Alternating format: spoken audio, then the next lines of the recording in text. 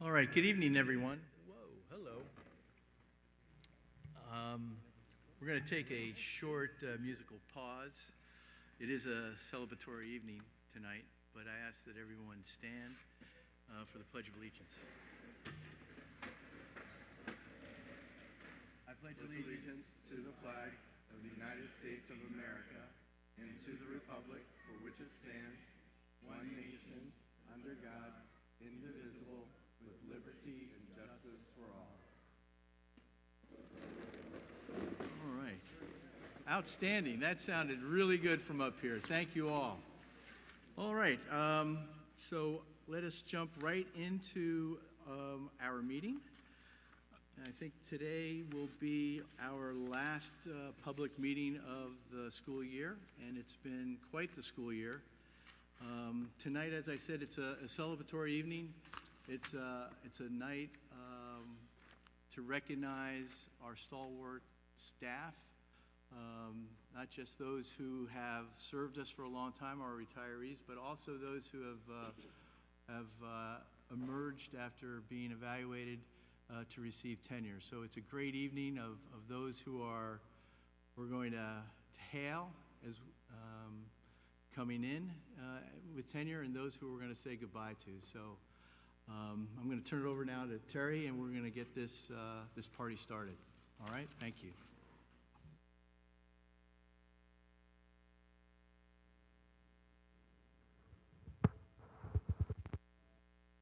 All right, good evening, everyone.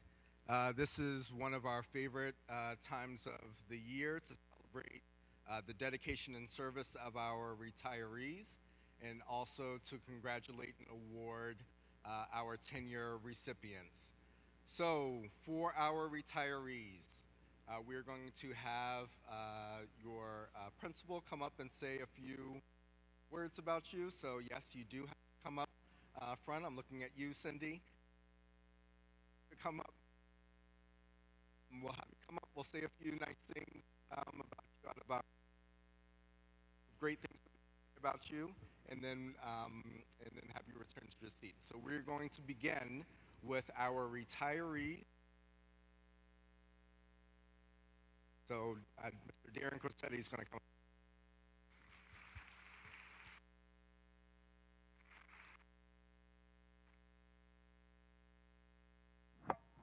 Test? Does that sound better? Okay, I'll come over here.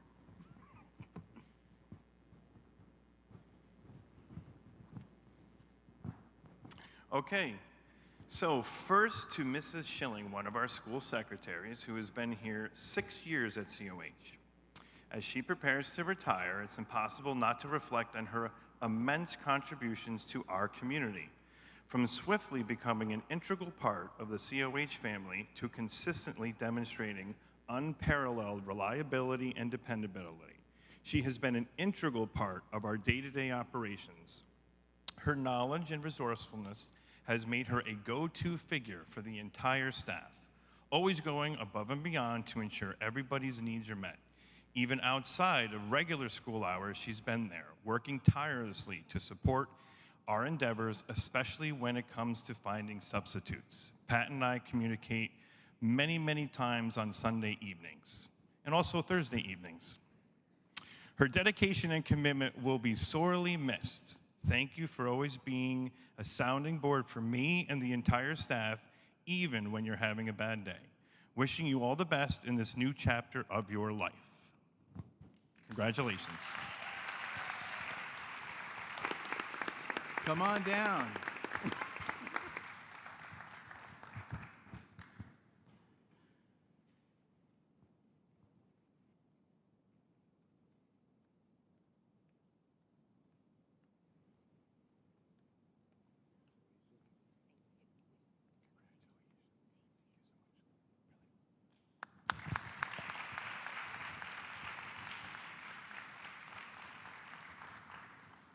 All right, next to Mrs. Conklin, one of our second grade teachers who has been at COH for 23 years, but in the district for 24. As we bid farewell, it's impossible not to celebrate the remarkable impact she's had on countless students over the years. Her unique ability to embrace students' incorrect answers with such grace and encouragement has fostered an environment where learning thrives and risks are welcome. Her tranquil and reassuring demeanor has been a constant source of comfort for students, creating a space where they truly feel at ease. Beyond the classroom, her unwavering dedication to her students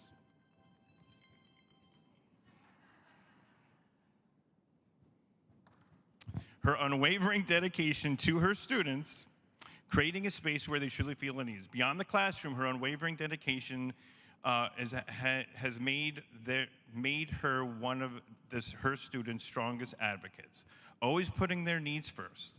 Additionally, her quiet yet profound service to families both inside and outside of school has left an unforgettable mark on our community. As she embarks on this new chapter, we are filled with gratitude for her dedication, compassion, and unwavering commitment to education, wishing her a retirement filled with joy, fulfillment, and countless new adventures. And I'll never forget this speech either. Thank you, Mrs. Conklin.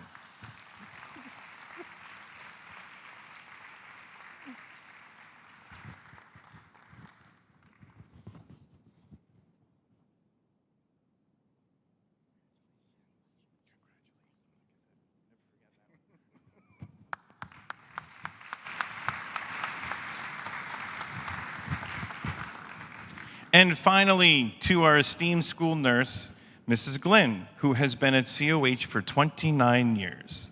While she embarks on her well-deserved retirement, we reflect on her immeasurable impact on our school community. With grace and compassion, she seamlessly juggles various roles as a parent, caregiver, mentor, and indispensable resource for both staff and parents. Her unwavering reliability, dedication, knowledge, patience, and kindness have been a cornerstone of our school's well-being. Whenever she was out of the building, her absence was keenly felt, a testament to her profound influence on the success of students, teachers, and especially me, the principal. Mrs. Glynn, thank you for the thousands and thousands and thousands of selfless acts you have performed during your tenure at COH. We will all miss you terribly, but we bid you farewell with deep gratitude and heartfelt wishes for a joyful retirement ahead.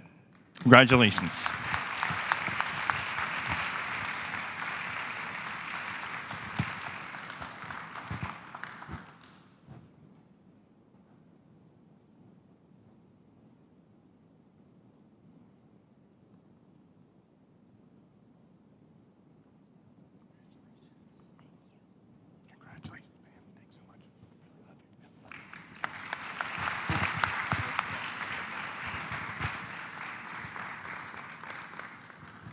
Next up, we have Ms. Palumbo to acknowledge our retiree from CCMS.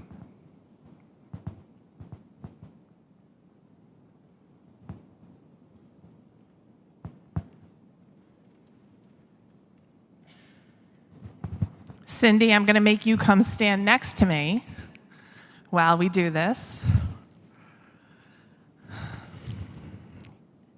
And it's important that you stand next to me because you've always stood next to me since I first started this job 13 years ago. So I want to make sure you're here right next to me now.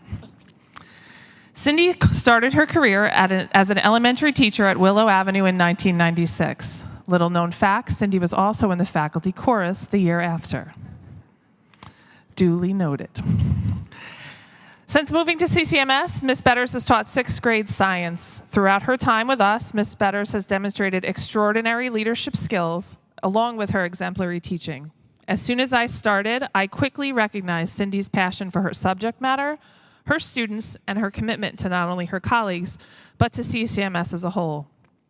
Cindy is the poster person for a teacher leader, a mentor, and a master educator. Ms. Betters has served as the district mentoring coordinator, building the program from the ground up. She is the reason that many of our teachers are receiving tenure this evening.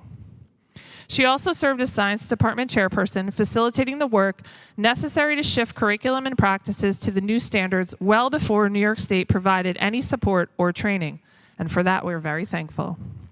Cindy has not only been a strong teacher of academics, but also important executive function skills, life skills, compassion, and teamwork for the students within her classes. She has always looked to do more, going well above and beyond whenever asked and wherever she sees needs. Her enthusiasm for the subject matter is contagious, and her ability to make even the most complex concepts understandable is truly remarkable. Her patience and willingness to go the extra mile to ensure students understand has not gone unnoticed. Of all of the retirees at CCMS, you may just leave the biggest hole for not only the middle school, but for the entire district. I thank you so much for all you have done for our school, our community, and our students. You have been an ally for all. On behalf of CCMS and all of your former students, we thank you for everything and wish you all the best in a well-deserved retirement.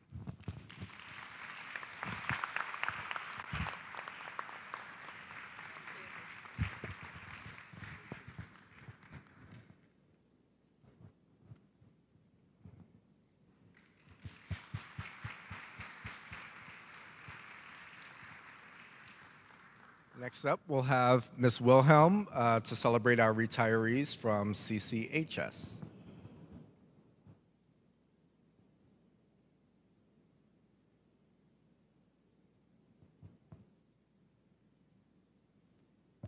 So you'll have to forgive me as I'm a rookie, and mine may be a little longer. As a former English teacher, sometimes it's hard to edit. So I'm going to start with Mr. Doug Stack. Doug Stack joined the Cornwall High School staff as an earth science teacher in 1985. He received an MS in geology from SUNY New Paltz in May of 1990. Mr. Stack started teaching physics in 1992 with 28 students and built the program to well over 100 students, which became his full teaching load in 1997. In addition to teaching during the year, Mr. Stack has typically taught 2 to 3 classes of math in summer school every year between about 1996 and 2019. Mr. Stack co-founded the CCHS Chess Club in 1992. The club gave students a supportive environment to learn and play the game. In 2002, Mr. Stack was a founding member of the Mid-Hudson Scholastic Chess League. Mr. Stack has successfully coached 9 Cornwall teams to league championships during the 22-year league history, and these trophies are proudly displayed in the C-Wing trophy case today. Mr. Stack introduced the West Point Bridge Design Contest to his physics classes in 2002. The contest is an introduction into the world of engineering and the compromises that frequently must be made in the real world. This first began as an extra credit assignment for most classes, but it was a required lab for AP physics classes. The lab was competitive as the lowest price bridge received the highest grade. Between 2010 and 2016, Cornwall dominated the national contest, placing 8 teams in the finals and winning over $50,000 in scholarships and 16 laptops or tablets. This was literally half of the scholarships the contest awarded in that 7-year period. Cornwall's success in the contest actually precipitated several rule changes, including one that forbade more than one team from any school from competing in the finals. This rule was used twice for Cornwall. Mr. Stack played 2, trying hard to steal the promised 100 from his students. He only had mixed success in this endeavor, but he always taught students the tricks he'd learned over the years. Mr. Stack continued this practice every year until the contest ended in 2016. Doug has been a dedicated professional here at CCHS. He's a tremendous asset to the high school physics program, and his wit and humor will be missed. Come on up.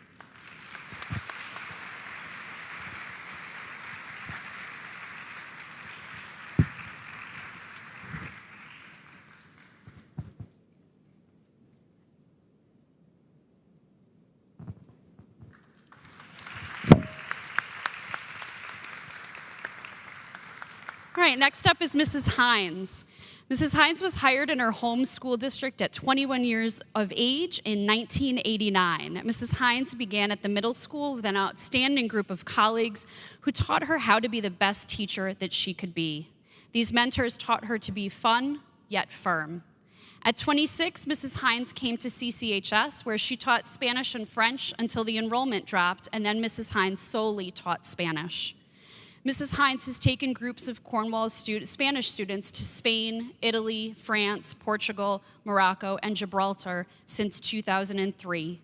Mrs. Hines has proudly written more than 300 letters of recommendation that have gotten kids into college, including Ivy League schools, earned them scholarship money, and helped them achieve their goals. As a Key Club advisor, Mrs. Hines has led large groups of students who choose to volunteer in their community. Together, they've collected food at the holidays, sponsored families at Christmas, cleaned the sides of hideaways, handed out water at races, in addition to raising money for worthy organizations. Regina has forged relationships with students who are now lifelong volunteers, committed to stepping forward in their own communities. Being a Key Club advisor is so much more than hosting a meeting. It's working alongside students and leading by example. As a teacher, Mrs. Hines has worked daily to inspire the desire to learn and to change the path for her students who need it. She's challenged them to think about the world and what their impact will be. Mrs. Hines feels that she has tried every day to give her students a better sense of themselves through instruction, but also genuine care. She hopes that she has made a positive impact in her students' lives, and she hopes that she has taught them more than Spanish and French, and she is proud that she was able to be a teacher. Come on down, Mrs. Hines.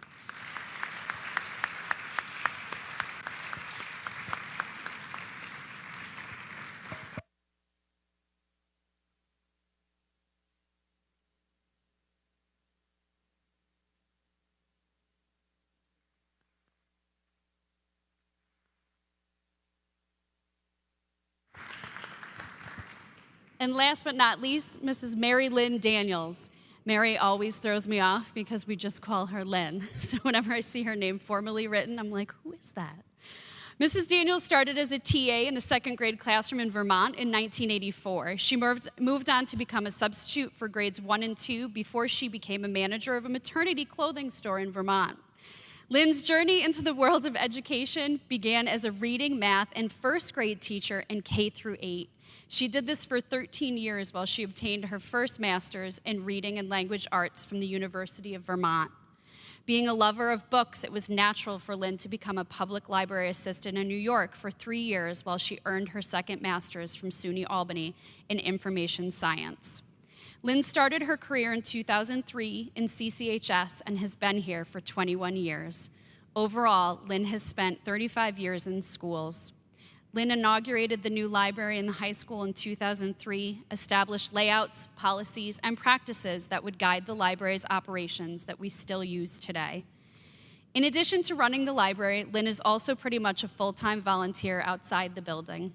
Lynn spends her free time chairing the Orange Ulster BOCES School Library System Council for 7+ years, serving on the Board of Trustees for the Cornwall Public Library for 2 terms, fostering dogs, 19 so far, from Blues Canine Rescue, holding newborns in the neonatal intensive care unit for Montefiore Cornwall St. Luke's Hospital, and singing alto in a choir for Grace United Methodist Church. If you're wondering if Lynn will be sad come September, I can tell you that she will not be. Her future plans include moving to Southeast New Hampshire to be closer to her family, continuing to volunteer like a maniac, traveling, and sleeping past 5:15. Congratulations.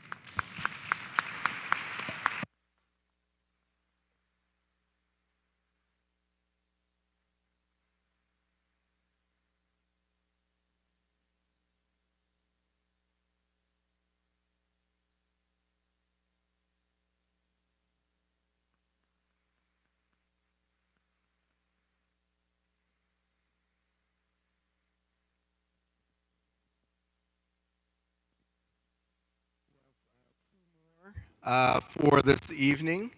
So first, if I could have Mr. John Pinckney stand. John Pinckney has proudly served our district as 20 years.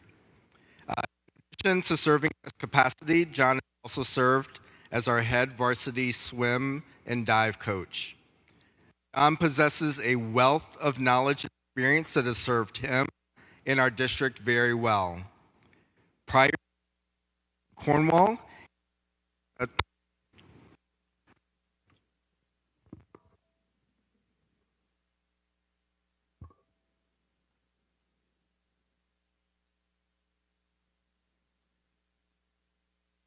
testing, all right. Prior to his tenure in Cornwall, he served as a safety, health, and risk management technician for Orange Ulster BOCES, a programs coordinator for the Orange County Office of Emergency Management, a safety and health specialist with the American Red Cross, and a water safety and lifeguard instructor trainer with New York State Office of Parks and Recreation and the American Red Cross. John's absence will be felt in so many ways, but particularly the first time that we open that pool this summer and our first fire drill next school year. John, we wish you all the best in your retirement. Enjoy the well-deserved time with your family down south. Thank you.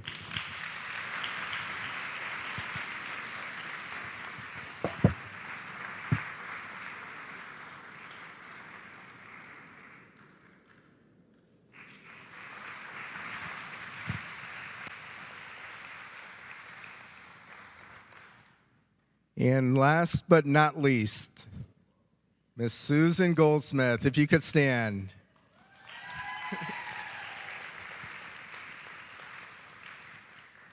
Susan Goldsmith is retiring after 20 years of dedicated service to our district. She has served in the capacity of account clerk, school tax collector, internal claims auditor, and her current position as accounts payable clerk. It did not take me long to realize that Susan takes two things very seriously. First, she takes her work very seriously. Susan does not mess around when it comes to dotting all I's and crossing all T's. She gets in early, gets her stuff done, and then gets the heck out of the office. Which brings me to the second thing that Susan takes very seriously, and that's her family and friends. Susan could be seen all over town cheering on her 9 grandkids, whether it be on stage, on the field, or at her house, which was a frequent occasion.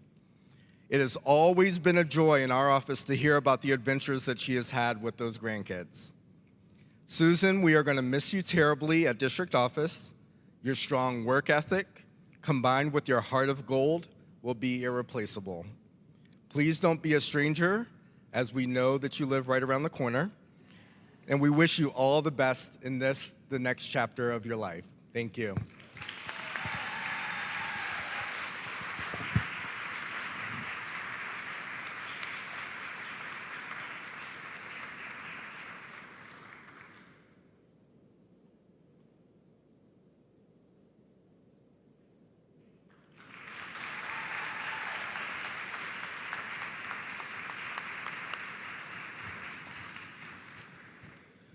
All right, we're going to keep things moving and shift right into our tenure recipient acknowledgement. So for our tenure award recipients, I'm going to have you come up in groups. So first, we're going to start with the high school. So if I could have Michael Cromer, Aaron Maliallo, Micah Medvedev, Michelle Maroney, and Brianne Tessman, come on up.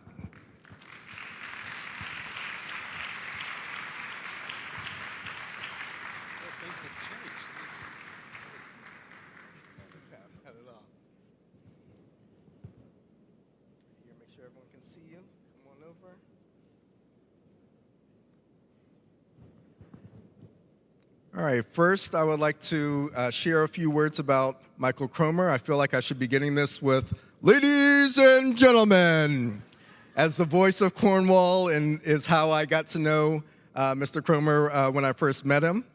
Mr. Cromer began his teaching career at Lee Road Elementary School in 1994. In 2003, CCSD redistricted, moving Mr. Cromer to Willow Avenue Elementary School. Mr. Cromer was responsible for designing and creating CCSD's first website.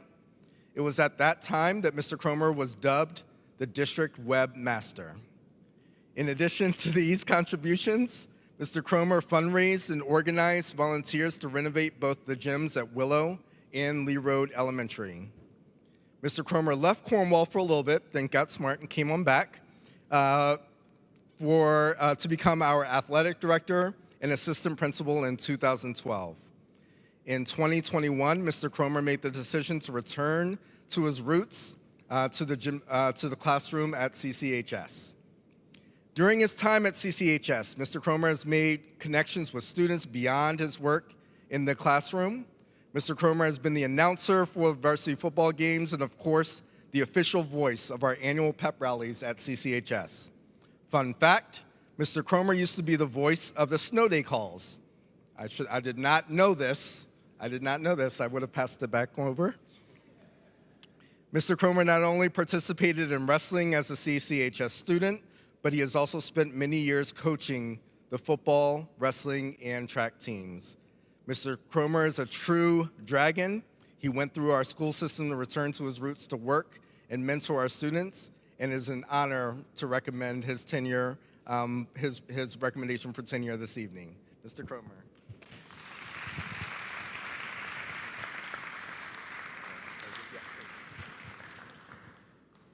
Next up, Ms. Erin Maliello. Ms. Maliello is appointed as a district-wide psychologist and behaviorist.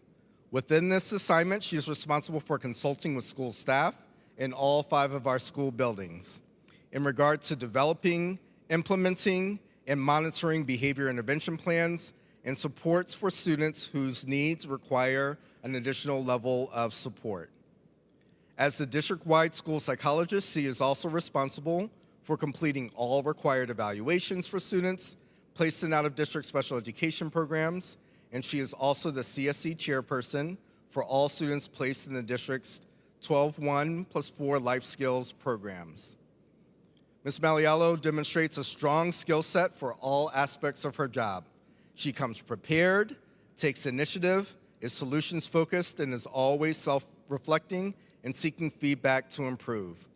She's developed a positive rapport with students, staff, and administrators, and people frequently seek her out for her opinion and professional expertise. Ms. Maliello is always willing to do anything that is asked of her, from supporting an individual student on the school bus to completing projects that benefit the entire department. We are lucky to have Ms. Maliello as part of our Cornwall team, and it's without reservation that we recommend her for tenure this evening.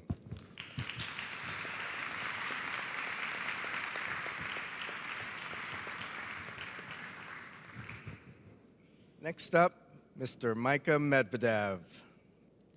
Micah began teaching as an academic intervention services teacher for the social studies and English departments part-time.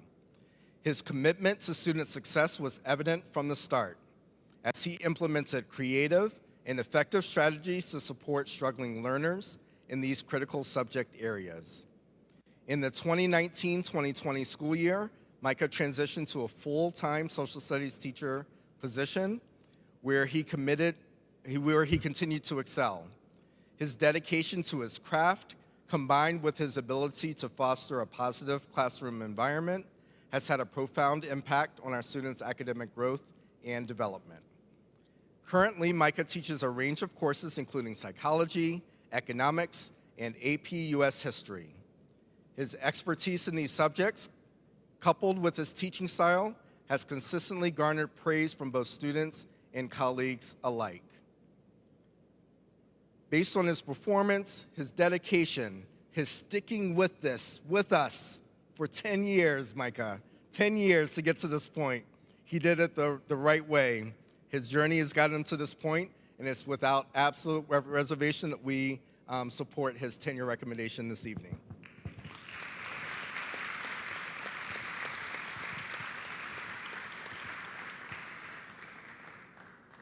Next up, Ms. Michelle Maroney.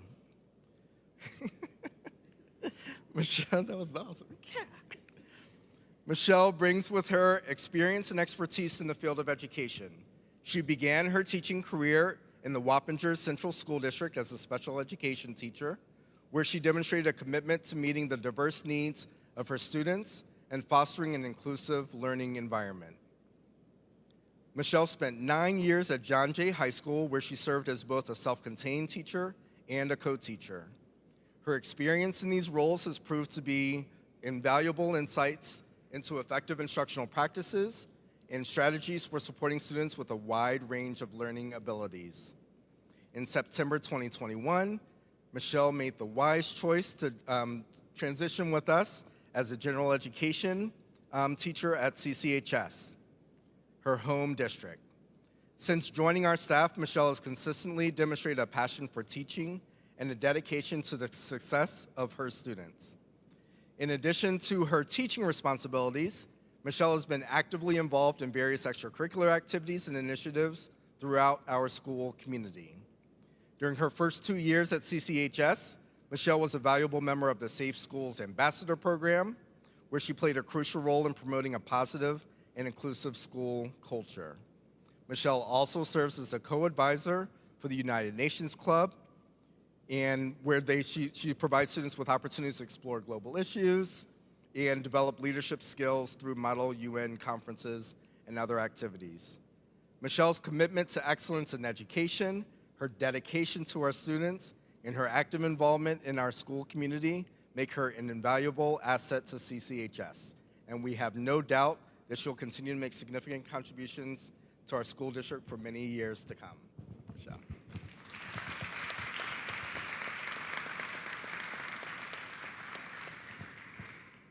And last but not least, Ms. Brianne Tessieman.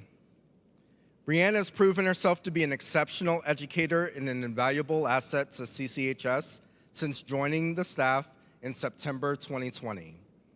Brianne comes to us with a wealth of experience, having dedicated 14 years of her career to Robert R. Lazar Middle School in New Jersey, where she served as the head of the health department.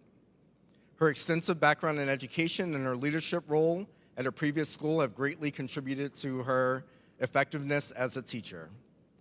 Since joining CCHS, Brianne has made significant contributions to our school community. She began teaching physical education and health, where her passion for promoting health and wellness among our students has been truly inspiring. In addition to her teaching responsibilities, Brianne has been actively involved in extracurricular activities. She has served as the coach for the JV girls tennis team for the past 2 years and the assistant coach for the varsity girls basketball team for the last 3 years. As a coach, Brianne has worked on fostering teamwork, discipline, and sportsmanship among student athletes. I am confident that she will continue to be the force to be reckoned with here in our district, and it's without reservation that we recommend her for tenure this evening. Let's give one more round of applause for our CCHS tenure recommendations.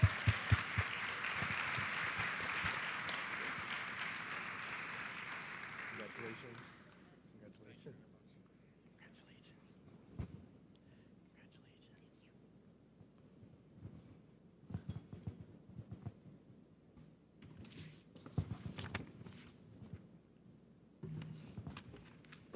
All right, the next group I would like to have come up are our tenure award recipients for CCMS. And now my paperwork is all out of whack.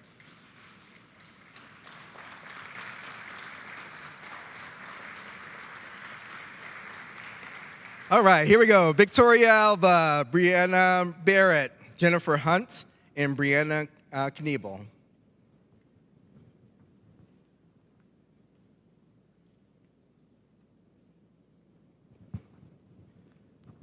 First, we're going to talk about Miss Victoria Alva.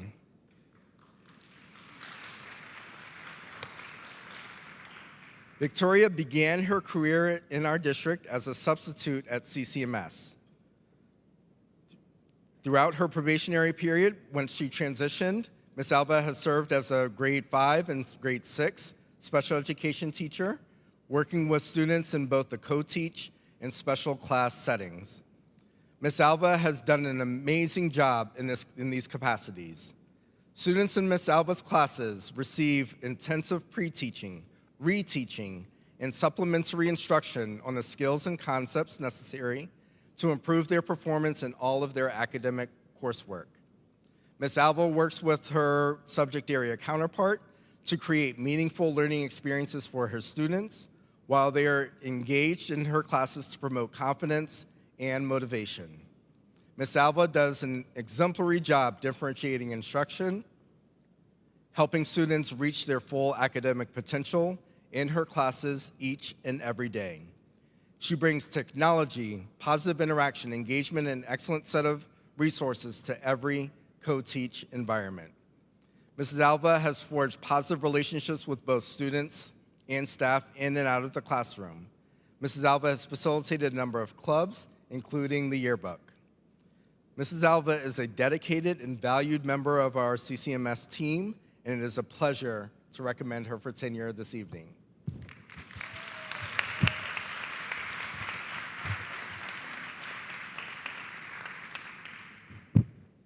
Ms. Brianna Barrett. Ms. Barrett's current assignment is CCMS as a 5th grade co-teach teacher. Throughout her tenure here, Ms. Barrett has worked tirelessly to become one of the strongest middle school special education teachers we have. She has sharpened her skills across all areas of her responsibility. As a member of the special education team, she has displayed strengths in student engagement, classroom management, and differentiation. As a teacher at CCMS, Ms. Barrett has proved to be an important part of our special education department. She works incredibly well with the other members of her department and provides collaborative conversation, feedback, and insight. Ms. Barrett understands middle school students and works to help all students achieve to their fullest potential. Ms. Barrett is always willing and ready to help colleagues and students and has served as our modified volleyball coach. Ms. Barrett is a valued member of our CCMS team, and it's an absolute pleasure to recommend her for tenure this evening.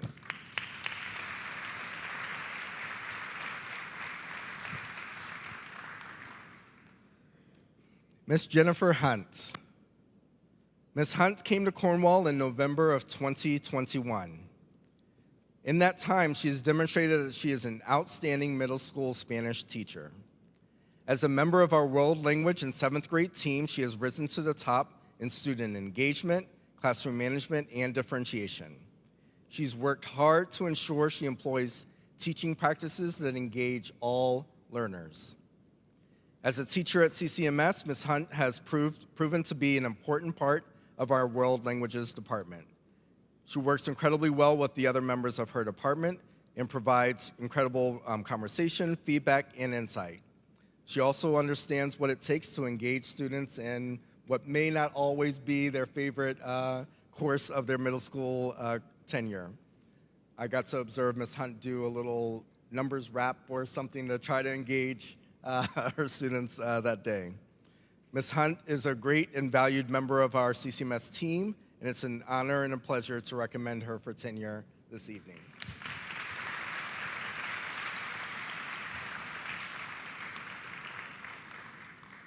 Last but not least, Ms. Brianna Kniebel. Ms. Kniebel is a 6th grade math teacher at CCMS. She also had the additional pressure and pleasure of having my stepdaughter Ada in her classroom this year. So that's another true testament of thank you. Thank you for everything. Ms. Kniebel began her career at Willow Avenue Elementary in November of 2020. Ms. Kniebel moved to CCMS to teach 6th grade math in 2021. Within her lessons, students in Ms. Kniebel's classes built critical thinking, problem solving, and participatory skills to become engaged citizens. Over the last 4 years, Ms. Kniebel has worked with the members of her team, department, and grade levels to create a unique and immersive experience for our 6th grade students.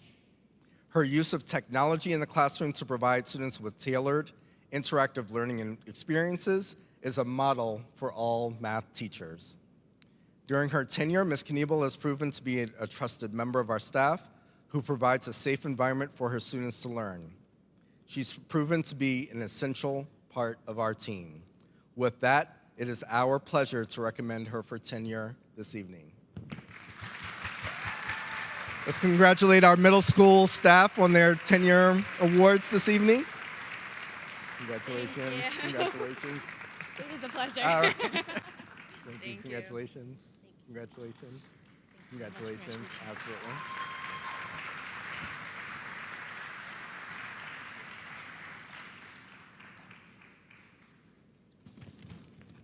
Last but not least, we're going to bring up our elementary crew. So if I could have Miss Gigi, Miss Patrice Butler, and Mr. Mark DeCastro.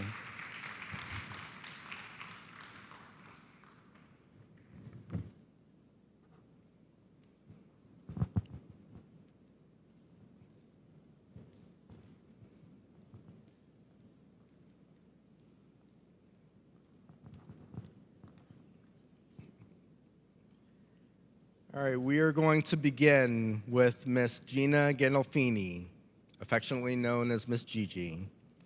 Prior to being hired at Willow Avenue Elementary School in 2021 as a kindergarten teacher, Mrs. Gigi worked as a kindergarten and fourth grade teacher in the Newburgh Enlarged City School District. From her initial interview and throughout her probationary period, Mrs. Gandolfini has demonstrated a strong knowledge of the elementary child. Her teaching pedagogy, differentiated instruction, student engagement, and most importantly, her enthusiasm make for a positive and productive learning environment. On a daily basis, her lessons are well planned, organized, incorporate technology, visuals, and songs, and this all happens in 20 minutes, and hands-on activities that address the needs of kindergarten students. Using a balance of warmth and enthusiasm, Mrs. Gandolfini helps to make the transition into elementary school a positive experience for her students.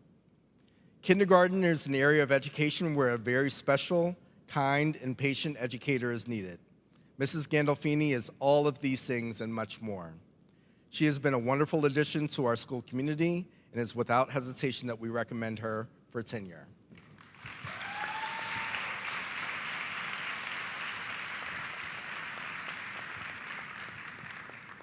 Next, Mrs. Patrice Butler.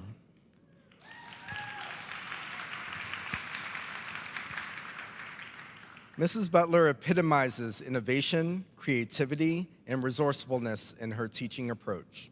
She consistently develops innovative lesson plans that engage students and inspire their curiosity. Her motivation to constantly seek out new teaching methods and adapt to the evolving needs of her students is truly commendable. One of Mrs. Butler's greatest strengths is her ability to set high expectations for all students while providing the necessary support and encouragement to help them achieve those expectations. She believes in the potential of all of her students and works tirelessly to ensure that they reach their fullest potential. Furthermore, Mrs. Butler is an invaluable collaborator, actively engaging with classroom teachers across both buildings. Her willingness to share ideas, collaborate on projects, and support her colleagues demonstrates her commitment to fostering a culture of teamwork and continuous improvement within our school communities. Mrs. Butler brings her talents as a skilled artist into the classroom, enriching her curriculum with creative expression and exposing students to the world of art through literature and various genres. Mrs. Butler exemplifies patience, empathy, and genuine concern for her students. She creates a nurturing, inclusive classroom environment where every student feels valued, supported, and empowered to succeed. She is a dedicated and valued member of both the Cornwall on Hudson Elementary School staff and our Willow Avenue Elementary family, and it's our pleasure to recommend her for tenure this evening.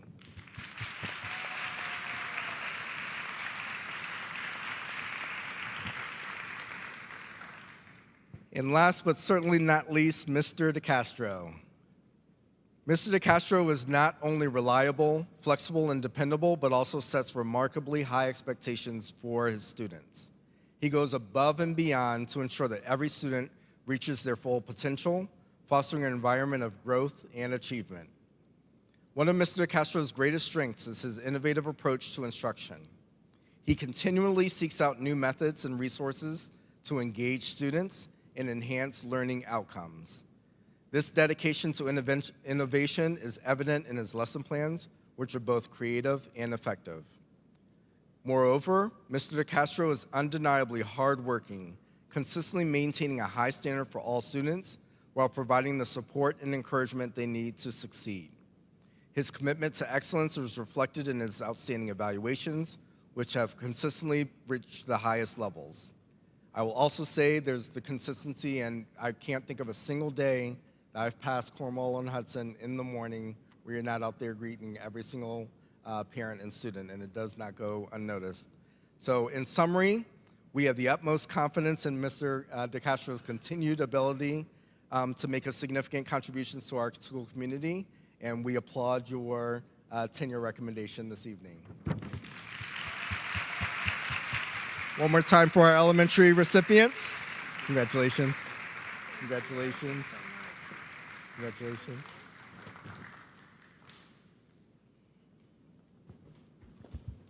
Thank you, Terry, and congratulations to everyone this evening. I tell you, when we think of Cornwall, the school district, it really is the people that make the difference and allows the kids to achieve what they do achieve.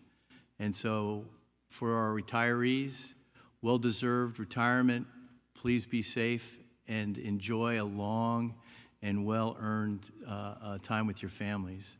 To our recent, our tenured recipients that are coming in, some maybe 2 or 3 times in different capacities, you've now just achieved something that please don't take lightly. It's like climbing a wave if you're a surfer or have surfed. And I just wish that you all are able to ride that wave for as long as you so desire. Congratulations to all. Thank you.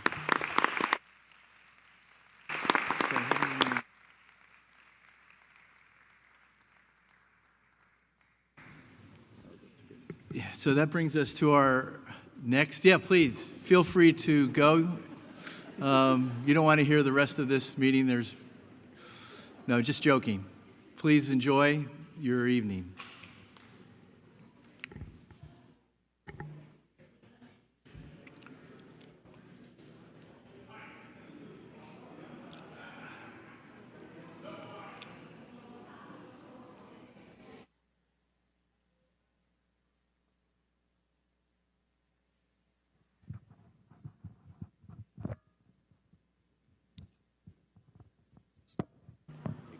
All righty then, let's move on to our next agenda item, which is a board recognition for our outgoing Board of Education members. Terry, I will turn it over to you, sir. All right, so this is not one of my favorite times of the year because at some points, some of our Board of Education members transition off of the board. We have 2 Board of Education members transitioning out at the end of this school year. So I would like to start with Mr. Louis Argenio. We have a small token of our appreciation. So come on over.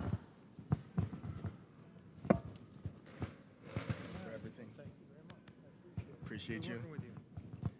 So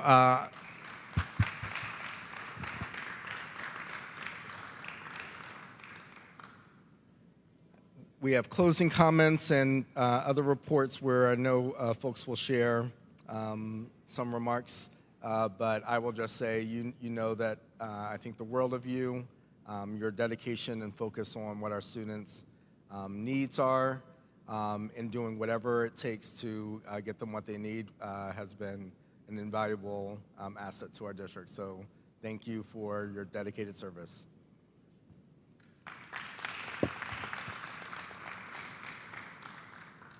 We also have Mr. Presidente, Mr. John Edlin transitioning off, so come on up, John.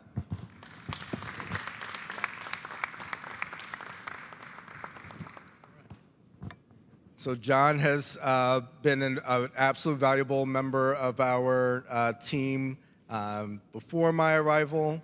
I will never forget, I think, my first afternoon in Cornwall. I ran into him at Hannaford in one of the aisles, and we exchanged just some thoughts on the future of the district. But But John, you've always been able to ask those questions that get the answers that our board needs, our community needs, and helps us move forward as a district. Even if it's not always easy, you knew that what it would take to make sure that we put the right things into place to keep our district moving forward. So thank you also for your dedicated service over the years.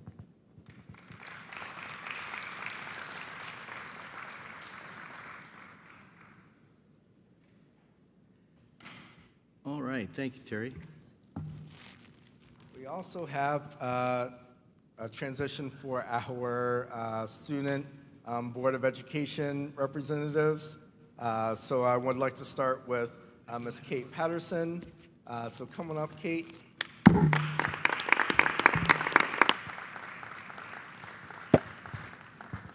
Just a small token of our appreciation. You were an incredibly dedicated to this role. It hasn't always been the case, but you were here every meeting that you could attend. The only time where you couldn't was when we knew that you had something pressing outside of this meeting to attend to. Where are you going next year? Lafayette College next year, studying? I'm going to do English, economics, and government law. Okay. All right. Well, thank you so much for your dedication, for really contributing to what a student Board of Education member should be. So thank you. Thank you.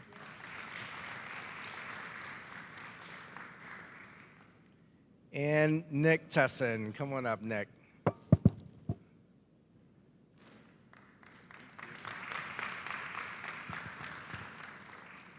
So Nick, we think the world of you both. You've been a tremendous asset to our team here, always bringing that student perspective. The way that you two balance each other was truly remarkable this year. Nick, you're going to GW next year, back in my hometown of DC. What will you be studying? Political science doesn't surprise me. That is fantastic, fantastic. Well, thank you for your dedicated service, and we wish you the best next year at GW.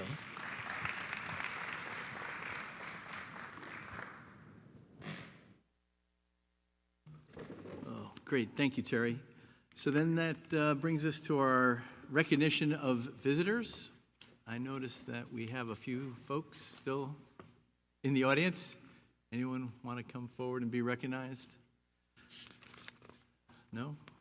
Great. Well, thank you for that. And let us move on then to our reports for this meeting. And we'll start with our student representative reports. Kate and Nick, the floor is yours. All right, so I'm going to start off with Cornwall Elementary School good news for June. As the school year draws to a close, we are making the most of these final weeks. Our students have been learning outside, going on exciting field trips, and celebrating their many achievements from this year. On Friday, May 31st, our fourth grade classes enjoyed a fantastic field day thanks to the efforts of Mr. Moulton and Mr. McGuire. The day was packed with fun activities, including volleyball, outdoor challenges, and a delicious barbecue lunch at our picnic tables. The excitement continued on Friday, June 7th, with our school-wide fun day. With the incredible support of our PTO and a wonderful community of parent volunteers, we organized engaging field trip activities for every grade.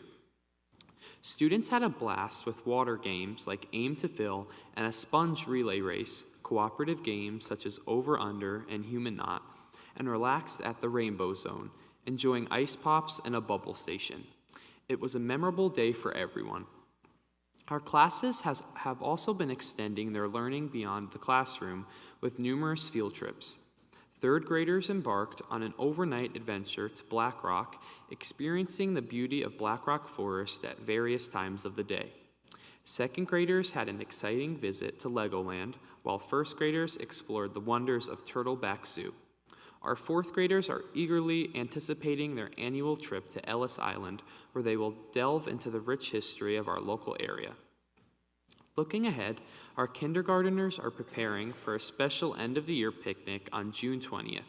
They will perform for their families, showcasing their valuable skills they have learned throughout the year. Next week, we will honor our 4th grade class with the 4th grade moving up ceremony. While it is always bittersweet to say goodbye to our students, we are incredibly proud of their growth and accomplishments during their time with us. We wish them all the best as they transition to the middle school, where we are confident they will continue to achieve great things. And good news for Cornwall on Hudson. Kindergarten screening took place at COH on May 28th through the 30th. The testing went very smoothly, and it was a pleasure to meet our incoming kindergarten students in person. The PTO hosted their annual Mother-Son Fun Night on Friday, June 7th. Everybody who attended had a wonderful time. On June 14th, the PTO hosted their annual Sunset Tea Party for mothers and daughters. This evening will be filled with games and activities while all enjoy lemonade, tea, and desserts. June is always a month filled with field trips. On June 6th, the 3rd grade walked to the Hudson Highland Nature Museum. The students went on a nature hike, and they learned all about the many different species of animals that can be found in our local forests. On June 11th, the kindergarten will be walking to the Cornwall Public Library to hear all about the wonderful summer programs they have to offer. On June 12th, the 4th grade will be traveling to Legoland, and then on June 8th, they will be hosting their annual cardboard arcade. All are invited to attend. On May 28th, our 3rd grade students and families attended Cornwall's annual Instrument Petting Zoo and Demo Night. Our instrumental music department, along with a tremendous amount of help from our amazing CCHS musicians, interacted with and aided our incoming musicians as they began their journey of choosing an instrument to learn in September. On June 11th and 12th, our 3rd graders will be attending a one-on-one instrument interview with Miss Johnson, Mrs. Subi, who are helping to guide them as they make their final instrument selection. The 4th grade students participated in their moving up ceremony this morning. The students were super excited to be able to share this moment with their families in person. The ceremony ran very smoothly and the student speakers were terrific. COH Field Day will be held on June 14th. We are hoping for good weather.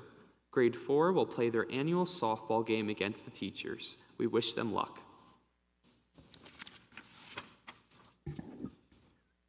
And good news from Willow Avenue. Willow Avenue has been busy as bees as we welcomed in June. Our classes have many activities planned. Our students are traveling to Black Rock, Legoland, the Town Park, Museum Village, and the Mid-Hudson Discovery Museum. We welcomed our new kindergartners in for our K screening and are looking forward to the PTO book swap the last week of school. Our 4th graders have been working on their cardboard arcades during art enrichment. All students will visit the cardboard arcade and experience the fun on June 17th. Our kindergarten classes are getting ready to show how much they have grown during our kindergarten poetry palooza. They are definitely ready for 1st grade. Our 3rd graders will be taking our musical instruments for a test drive during instrument interviews to see which instrument fits them best to play in 4th grade. On June 12th, we will be celebrating our 4th graders in our moving up ceremony. We are incredibly proud of their accomplishments this year and wish them the best of luck as they enter CCMS. Field Day will be held on June 14th.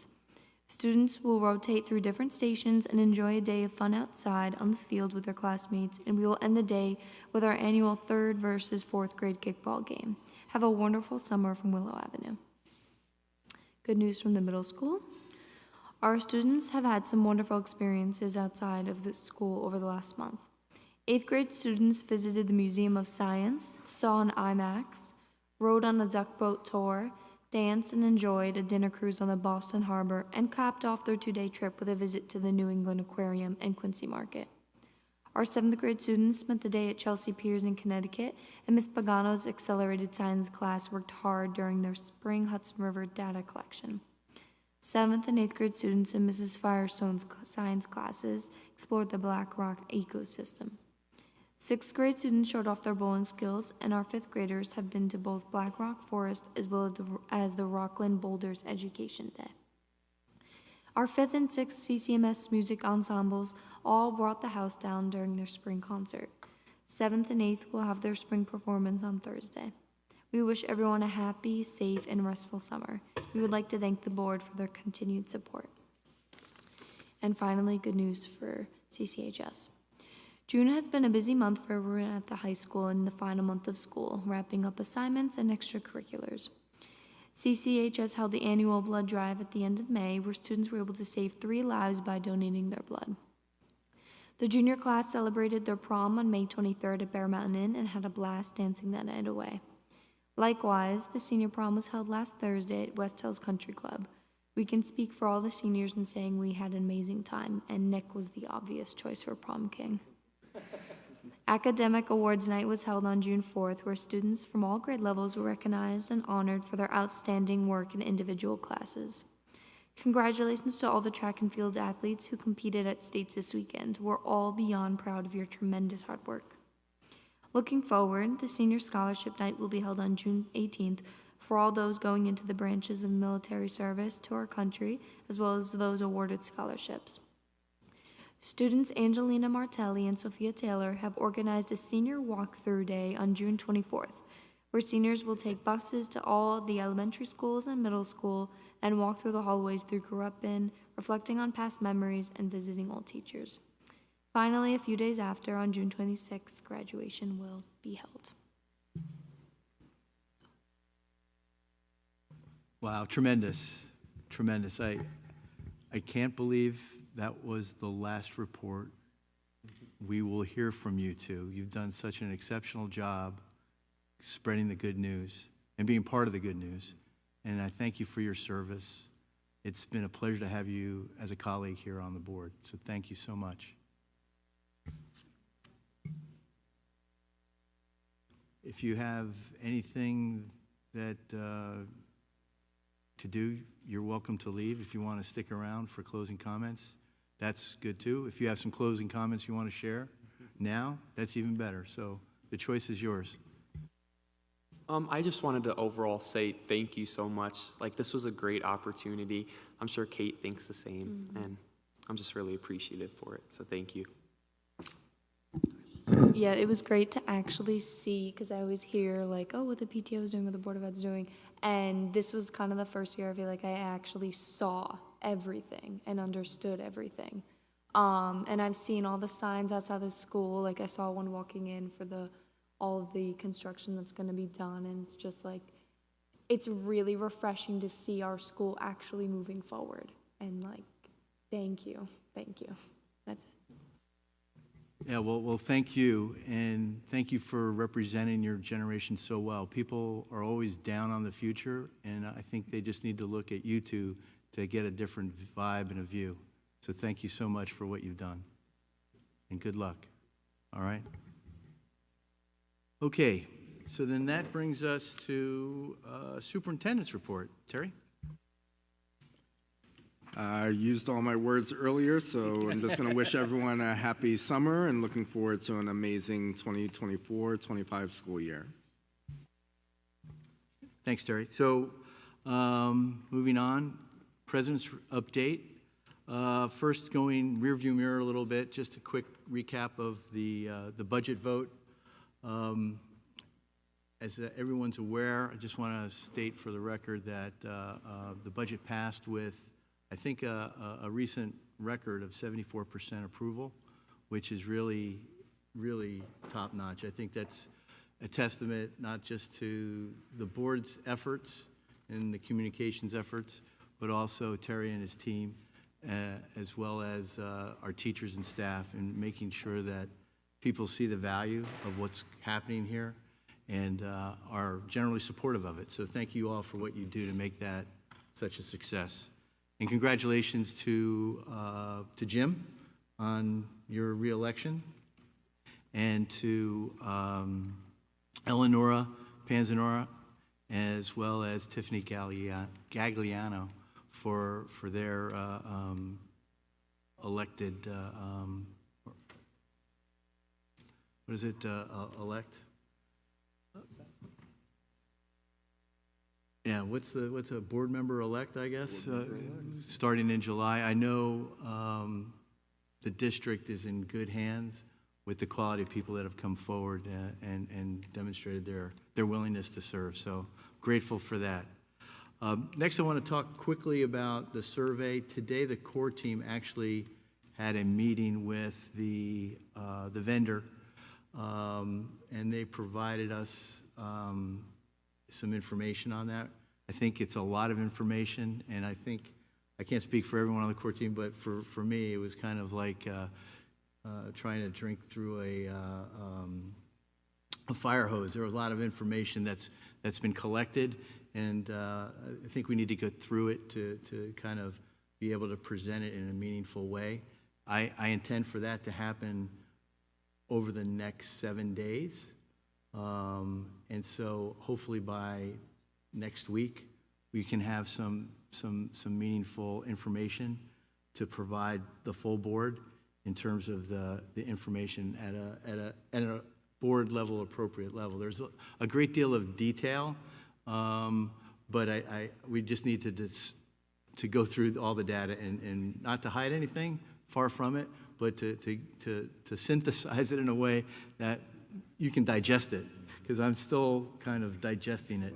The good news is, and I don't want to steal the results of the survey at all, but there were a number of high favorable assessments. There were the majority of favorable assessments, and I can't think of any of the 5 areas that we asked to be assessed that had a low favorability. Obviously, there are areas for us to focus efforts on and to improve, and that will come later, but I just wanted to give everyone a wonder of the world of, hey, things are looking pretty bright, and the favorability within the district is exactly where we, I think, had expectations where it would be. So that's the good news there. I know some people have been asking for that data. We just got it today. I apologize for that. I've had to deal with a family circumstance over the last 2 weeks. And so if this creates a problem, we can back or delay, shall I say, the end of year evaluations. We don't really need to get that done until the end of the month. And so if people are worried about not being able to provide insights based on what they see throughout the survey and have that data available, we'll make sure you have the data first before we close the end of year evaluations. So I look to get that wrapped up before definitely the highlight of the year, or the last real date of the year, which is the high school graduation, I think, right? So I believe that's the 26th of June. Okay, so that's what we'll strive for. And I just ask your indulgences in trying to get that done.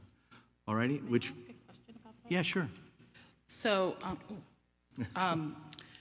the survey results. Yes. Is the vendor going to provide you a summary of the data? Because there's like correlations between some of it. So, and that's their expertise. So I'm hoping that they would provide you a summary presentation. So that's one of the things I think we're going to engage them with. We've gotten the data, and Right. they've sliced it and diced it in their way at various levels, high level, like district wide, Yeah. down to like the school level. We're working that with them right now and trying to figure out the best way. I think at some point there will be enough information. Is it a that will- deliverable in the contract that they're going to provide you a summary? I don't mean to put you on the spot. Yes, a I'm just- report, yes, that yes. if that's But in the it's just contract, But it's a matter of what that looks like. Right now, there's access, not to get overly into it, but software as a service. So- I know, but data just like that can be, dangerous is a strong word, but it can be misinterpreted, it can be misused. So I hope that they're going to provide a summary that is, So so, trust me on this, because I've already seen what I would call charts that have been aggregated. but they're going to help tell the story. And they're, yes, they will help So if I can be present, of service at all, like a- please let me know, because this is what I do for a living, more or less. I mean, I work with this kind of stuff all the time. Yeah, So sure. before you send it out to the public or anything. Oh, for sure. The first thing, the board is going to be able Right. to But maybe decipher, even review before that. before we get to the next step after that, Okay, which I'm would happy to be of full service if I public. can be. Great, thanks. All right, which brings me, any other questions or comments on that? Don't want to cut anybody, great. So then that brings me to, we're in the season now for continued ceremonies and celebrations. Today, we had COH, I think tomorrow is CES, day after is Willow, and then next week, I think there's a number of items to include the middle school, and then after that, the high school. To the degree that you're able to participate and attend, I encourage that. I couldn't make today's COH. Jim was there, though. Nope, Jim, okay, sorry, thought you were. But tomorrow, CES, I'll be there, as well as, I think, Brendan. Willow, I have, but to the degree, I encourage everyone to get out and try to be participative in those events. It's good to be seen, and it's good to see all the great things that are happening here in the district. The last point on that, on the 26th, please mark your calendars. That is kind of like a command performance. And so I ask that everyone clear your schedule to make sure that you're able to attend the high school graduation. Okay? Great.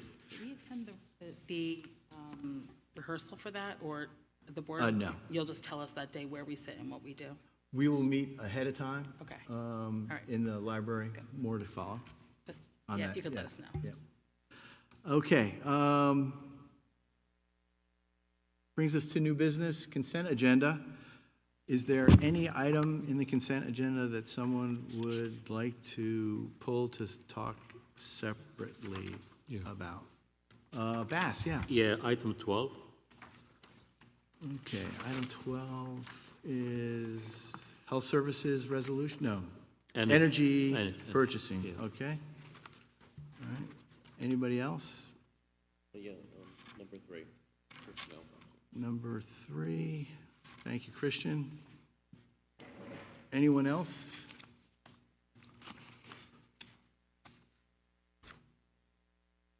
No? I noticed that there is an item for donation. I think it's accepting a donation. It's accepting a donation from me. I'm not going to abstain because I don't see the value in that. But I'm just letting everyone aware that that's also part of the consent agenda. All right, so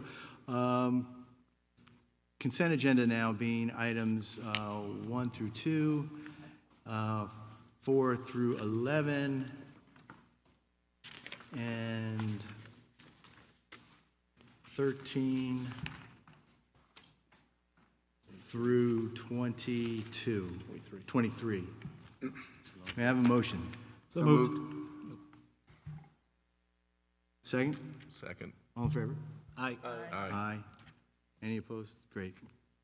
Motion passed. Thank you so much for that. All right, let's move into item number, personnel actions number 3. Take as per the document. May I have a motion? So moved. Thanks, Christian. A second? Second. Thanks, Brendan. Discussion? Christian? So, just drew to my attention, one of the things that was in the budget, in the needs assessment, the physical education teacher from point 8 to point 10. And I see one of the actions in this is that, and I wanted to confirm, is that the same position? So, then my follow-up question on that is, why was that in the needs assessment if it could be handled through an ordinary board action? The budget predicated this increase. So this is for next year. Right, this is for next year, but the budget was also for next year. And so why is that an item in the budget?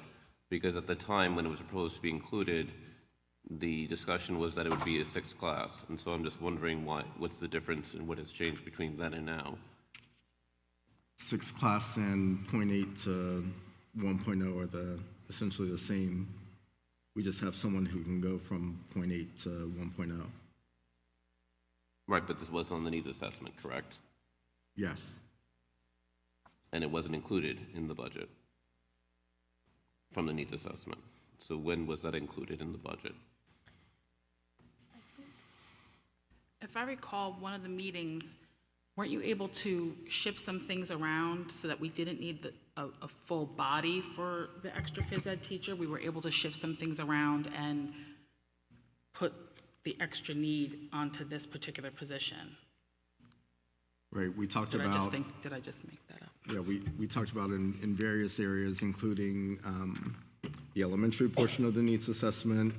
There'll be some things that we're able to do at our middle school with monitors and things of that nature. That happens each and every year. But that's, so for example, Harvey budgets a variety of 6 period positions based on trend lines and history. If we have someone in district that we could shift one of those 6 period positions to make them a 1.0 now, that's what we do moving forward.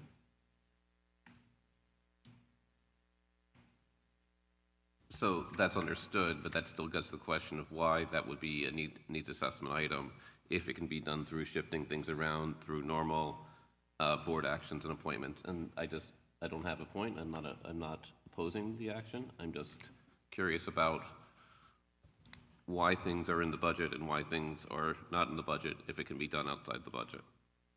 And I'll leave it at that.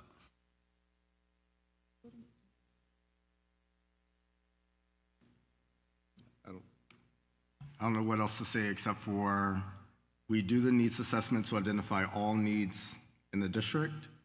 If something weren't going to be covered by the board, we would always look for other ways to cover it if it's feasible to do so. So not last year, but the year before, I said things like, this increase in E&L staffing is mandatory. There's no way I'm going to allow the district not to have this because it's mandated. So if we were ever in a pinch where we could only do 0.5 through our traditional budget cycle, we would look for other things within district to shift around to identify and take care of our highest prioritized needs. That happens every single year. So where the board and the public decide we're going to come at with identification of needs, there are still instances throughout the year where we could have a student move in that requires additional special education services. We don't go to the board and the public to say, can we please move things around? We'll come for a board action like we are tonight to say, this is a 0.8 to a 1.0 based on needs in the district. So that's all I can say is every year this happens. It will continue to happen as we engage in opening schools and looking at the needs of the district through that lens because everything does not stay stagnant. Where we think that we'll be in October is not where we're going to be based on transient population and things of that nature. So if I could just try to put a period at the end of this issue. So that's, all right, there you have it. So let it be written, so let it be done. So seriously, the timing is always an issue when there are needs and then there's monies.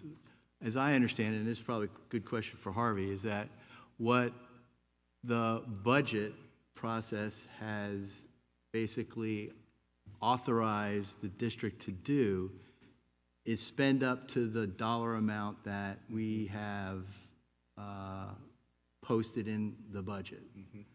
Throughout the year, not by line item, but by total amount, as long as we are not in a deficit funding position, we can move funds associated that have been approved by the public to areas that are needed. It's only when we run into a situation where we've expended all our budgetary resources and are with the expenditure of another $1, we would have to go back to the public and ask for approval. because we're just entitled, or not entitled, we're legally restricted by the amount of funds that we can basically expend for the next year. Is that right, Harvey? That's correct. We cannot, nor can we go back out. Once the budget passes for the year, we are set. And so this issue, thank you for that, Harvey. So this issue is somewhat of a timing issue. There's also an item that was in here for, I think, retirement plans for both the teachers as well as employees that anticipated funds would be available to allocate to increasing those reserves, and what, without calling too much attention to it, what the board approved in the consent agenda was basically saying you can put money into this not to exceed this level. So we've basically established the max level that can be put into it. Now, before that money can be put into that account, the recommendation needs to come from Terry about how much he wants to put in. And then, so we get 2 bites of the apple. But here, what we're doing, I think, is, again, timing makes it somewhat suspect, but it's something that I think happens routinely throughout the course of the year. Okay? So, thank you. I appreciate that, Christian, very much, for honoring the period on that. So, any other discussion? No? All in favor? Aye. Aye. Any opposed? Great, motion passed. And that takes us to our next item, which I believe is item 12. Yep, thank you. So item 12 is the energy purchasing resolution. I'll take as per document. May I have a motion, please? So moved. Second? Second. Thank you. Discussion. Bass. Thank you, John. What got my attention here is really the last paragraph where we're talking about the ceiling price bid for electric and natural gas. I mean, I have my own opinion on these figures. I'd like to ask, like, how those ceilings were determined. I mean, I can go with more details if you like, but let's start with how they were determined, like the 13 cents per kilowatt hour for electric and $6 per million BTU for natural gas. How we arrived to those numbers, 2 numbers. All right, Bass, that's a fair question. Harvey? Sure. So this resolution is an annual resolution that we do as we're part of a consortium for energy purchasing. Specific to the prices that you're asking about, the consortium actually has a consultant who are experts in the field of energy, and they are the ones who determine, based on the volatility and the history of what's going on in the market. The rates that you see here happen to also be the same rates ceiling that we had in the current year, 23-24. They're not changing. So, yeah, thank you. So, I mean, you just gave me the source. And I said I can go a little bit further, and I'm going to do this. The electricity sounds to me a little bit high, while the natural gas sound about right. And I can tell you that historically, if you want to go back to COVID is where everybody, residential, commercial, everybody, so like I received one electric bill one time, and I couldn't believe my eyes. I'm reading it. But things went down since. And I have personal experience with another big non-residential institution where we saw kind of like dipping in the rates. So, I mean, you just mentioned that it's still like what we used this year, but I'm seeing things going down, and that's not reflected here, especially on the electricity side compared to the natural gas. Natural gas, I might say that about right, but as I said, we're talking ceiling. Okay. Right, and electric is a little bit high. I mean, why is it not between 9 and 11? Why is it 13? Well, I can't speak specifically toward that in terms of what the experts, what they tell us, but just keep in mind, this is the ceiling. This is not necessarily what we will actually end up paying. We go out and the consortium goes out on a bid, and what the bid yields us will dictate whether or not we accept it or reject it and wait for, to go out another later date. So Harvey, hey, Bass, just a second. So Harvey, you raised a really important point there, and that is the consortium. Can you briefly talk about that? Sure. We're part of this energy consortium. As it indicates in the resolution, it consists of school districts and BOCES in Rockland, Orange, and Westchester County. I believe the last number, it was somewhere around 27 school districts. And, we utilize the purchasing power to get the rates as low as possible. Okay, thank you. Wonderful. All right, all in favor? Aye. Aye. Any opposed? None? Great. Okay, so thank you for that. That takes us from the consent agenda, new business, to the non-consent agenda. New business. Discussion of board goals for 24-25.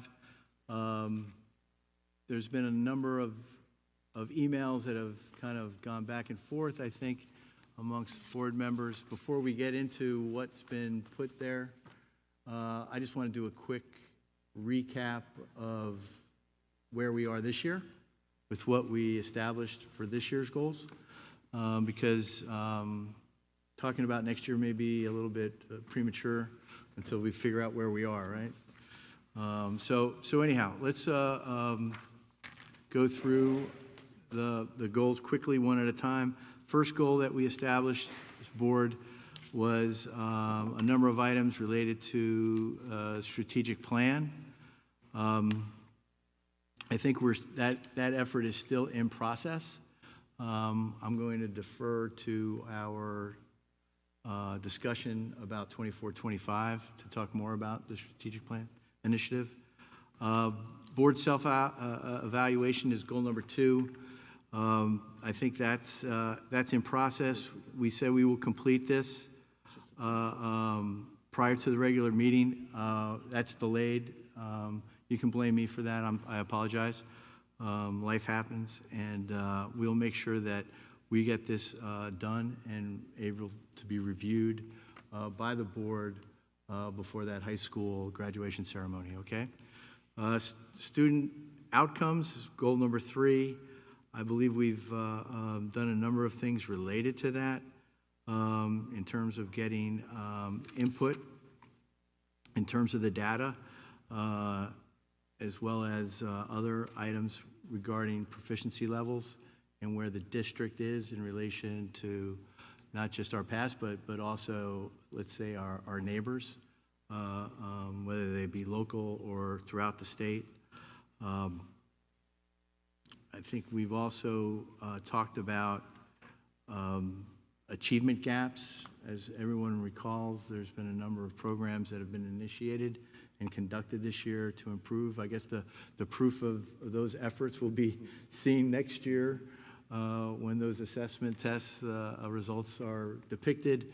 We're in that testing season now, whether it be in Regents or I guess 3 through 8 just completed theirs, if I'm not mistaken. So that's an ongoing effort, and I think there'll be more data forthcoming, and that will happen, in the fall of 24, right, Terry? Yes. Yeah, okay, great. And then UPK, obviously that's an issue. It's something that we continue to be supportive of and emphasize. This year we were able to expand the program from where it was previously by about a third. We've increased by a third, which is great, and there's probably more effort or work to be done there, but I think we're on the right track there. So good on that. And then the last goal, positive school environment. This is all a work in progress. I don't think it's a goal you fire and forget. You do it all every day, and you do it not just one year, but every year. And so I think we have a strong footing. I look forward to our review of the survey with folks to kind of show where we're strong, show where we can probably improve overall, and that feedback is valuable. And again, this is not just a one-year effort. This is a constant effort, I think, and it's incumbent on all of us to ensure that we're upholding what we can to ensure that that positive environment exists.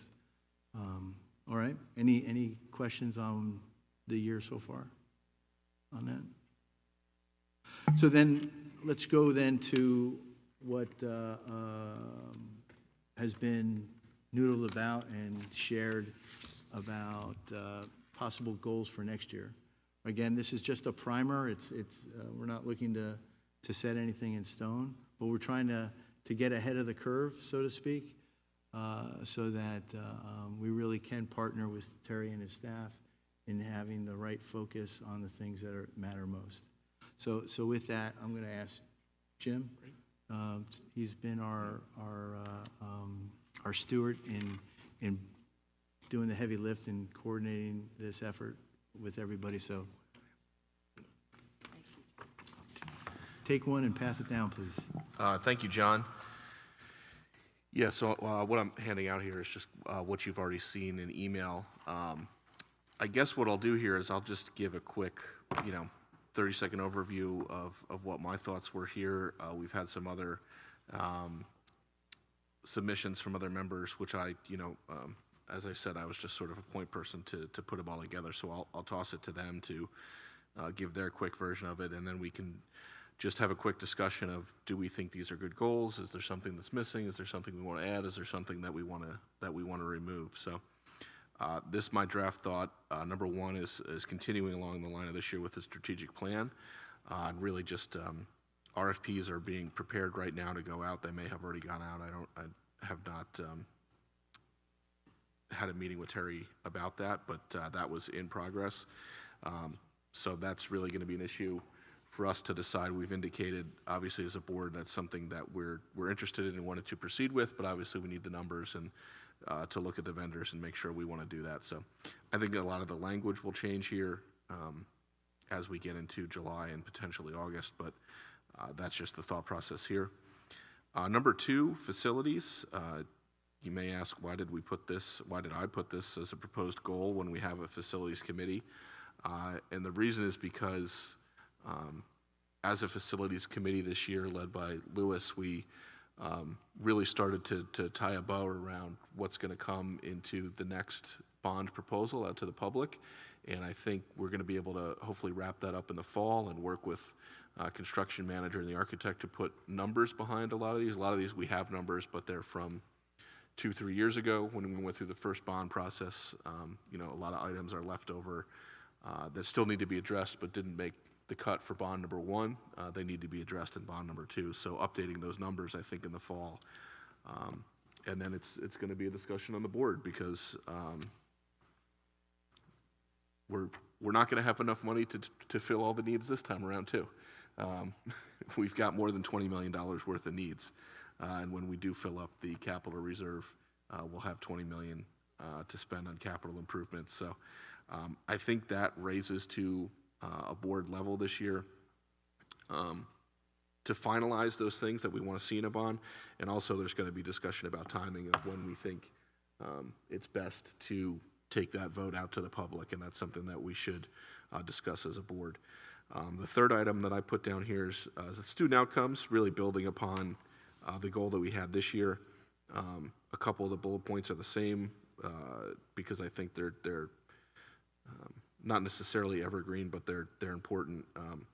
So the first one is just looking at and reviewing our academic data.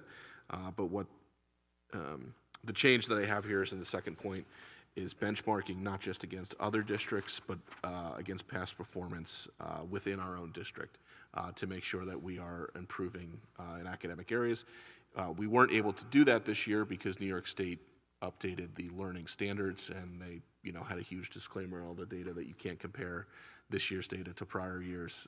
Next year, that will not be the case, so we'll be able to at least have 2 years' worth of data, which is not ideal, but it's better than nothing. I have UPK still on there. As John says, we went to 100 seats. We know that that's going to be a topic of discussion next year. Do we stay at 100? Do we move to 120? Do we move to 140? We know that come the budget, that's going to be an important discussion for this board to have. One thing that I didn't add on here, but I think should be on here, and it ties in with one of Terry's proposed goals that he gave us in his superintendent's update at the last meeting, was talking about SEL, about the English as a second language learners. So I think certainly that could be a bullet point to fit under this goal as well. Certainly we have that population is growing in our district, and we want to make sure that we are taking care of them appropriately. And Christian, your email earlier this evening, where you had 3 bullet points, and one of them was adult education and studying the feasibility of that. I think that could certainly could flow underneath. into a bullet point here. Sure, I don't want to break up the presentation, but I agree. Yeah. So that's something that could dovetail very well, and I think that's it's an interesting idea, and something that deserves some research and review for sure. So those were the 3 that I wrote. If you want to, I'll kick it to Richard, because Richard authored number 4 here, so I'd love to get your thought process behind it. Thank you. Thank you. So I submitted this board goal proposal because, special education is such an important piece of any school district. And I think it should be seen, or continue to be seen, as a priority in our district, because it underscores our commitment to providing high quality and inclusive education for everyone. And it acknowledges our support for our diverse needs of all of our students. And basically, going through the goals, we will review and assess the current special education programs and services to identify strengths as well as areas for improvement. We will partner and rely on the superintendent and our special education staff to ensure that we are in compliance with state and federal regulations and best practices. We will increase professional development opportunities for teachers and staff to support students with special needs, to make sure they have the tools and resources they need to give our students the best education possible. And we will enhance collaboration with parents and guardians of students with special needs through regular communication, involvement in the decision-making process. Just want to make sure they feel like they're being heard and involved. And of course, we always want to look to do more. So I included expanding specialized programs and resources to better serve students with diverse needs. So yeah, I just think this is an important piece of our district, and we should consider this. Thank you. Thank you, Richard. And then Christian, you submitted a few ideas earlier. I can take it from here. Yeah. So I proposed 3 different goals, although I think these can be, depending on how we organize them, put under the headings that exist. The first one was to study the feasibility of creating an adult and continuing education program, to look at programs that exist in districts around us, and to look at the feasibility of perhaps initiating one not for the 24-25 school year, but for the 25-26 school year. And so that we can go into that and understand what is the cost, what is the feasibility, and what are the opportunities that can be done and as are done around by our neighbors. The second one was to create a board committee to thoroughly review and revise the code of conduct. I've talked about this before, but I think our code of conduct is easily 40-50% longer than almost any district in this area, and it's not necessarily the length, but it kind of talks about whether people are actually to read it, understand it, and abide by it. And I think we can do a lot of work through there, and particularly address some of the issues that people have raised regarding bullying and some other things about the procedures. It could be even things, for example, like chronic absenteeism. And I think that is not something that we are going to do for the upcoming academic year, but I think a year in a board committee that engages with members of the community, students, staff, administration, is worthwhile for the year, and I think that we will profit from it going forward. And the third was to increase the visibility and engagement of the board, and particularly to opportunities to have maybe a presence at New Windsor Community Day and the Fall Fest in Cornwall. And I think it would provide many people have said, for example, this time of night is not good for parents of small children because of bedtimes. And we need to find ways to be able to engage with parents and teachers and community members in a broader way, not to necessarily recreate a board meeting, but to make ourselves, accessible to the stakeholders in our community. Thank you, Christian, for those. I think with that, I guess I'll just open the floor for discussion. I think it's certainly too early to really get into the nitty-gritty of specific language, and certainly we could leave some of that to email to workshop some of that, but I would appreciate high-level thoughts from folks. John? So the first thing that came across my mind as I was listening to Jim and Christian and Richard on these I think are really worthwhile initiatives. And in my mind's eye, they probably individually represent specific pillars within a strategic planning process. And for instance, when I think of Christian's idea of continuing education, which happens a lot of places as part of the district offerings of value, that's community engagement, right? And how do you go about community engagement? Well, one way is to have continuing education, right? So they're in the schools, they're seeing stuff, and how do you make that work? And how do you make it work? That's the tough point, and that's where a strategic planning process, I think, would really, really be beneficial, because it would force you to go through the proper steps to assess the feasibility of these items, and then the timing of it, because these are great ideas.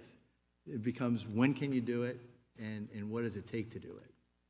And so, again, that just reinforces the notion of the virtue, if you will, of pursuing strategic plan. And with that, that's my 2 cents. Thanks, John. Bass, go ahead. Thanks, Jim. Yeah, for everybody, I mean, what happened is Jim sent out like an email, like solicitation, if you want, seeking our opinion, our thoughts on setting goals for the board. And I did reply with an email. I mean, everybody on the board read it. So mainly I was discussing like 2 points, and I went through the draft, and I don't know, I mean, I don't see them reflected in this draft, and I can share with everybody that number one, I did not draft like with the language and everything, the goals as Richard did with his special ed part, like we shall. I didn't do that. I put more kind of like 2 points broadly. Number one was that the board, it was more like a suggestion, like the board goals and the superintendent goals should be in very clear alignment. And I said, like, kind of, imagine the board goal like an umbrella under which you can find the superintendent goals. Like superintendent goal, I mean, as a superintendent, you can clearly imagine what the goals he's gonna talk about. But again, the umbrella with the board goal should encompass the superintendent goal. That was kind of a recommendation. I thought like it gotta be made clear, because as like you have an outsider reading the superintendent goals, reading the board goals, and doing this comparison left and right, and you don't want any goal in either document to contradict, or not to see kind of contradiction is maybe an extreme case, but even not a contradiction, something like why the board haven't thought about that, right? Or why the superintendent didn't kind of, so that thing, so it's more kind of a strategically done exercise before we release both documents to say, do we have a clear alignment? Yes, thumbs up, perfect. Then I had another comment, and as I said, again, let me repeat one more time, I didn't word everything like we shall, like Richard did in his proposed, excuse me, special ed. My point was, let's re-emphasize the focus on math. I mean, if you go back this year and the previous year, I did have some objection because I thought like, and I still do, math is not addressed enough. And I brought even the example, I shared an article with, in the New York Times talking about algebra, kind of, you know, the problem with algebra in schools, middle schools and high schools. I shared that as kind of like a food for thought in a way. So my point was, let's focus on math again, and let's focus in addition to math on chemistry and physics, because we also, the region results last year, and clearly we had some problem. I wouldn't say a huge drastic problem, but again, I mean, if you look at everything together, you would see that we can do better. There's room for improvement in the chemistry and the physics areas. So that said, I mean, and I go back to the draft here shared with us tonight, I don't see that reflected.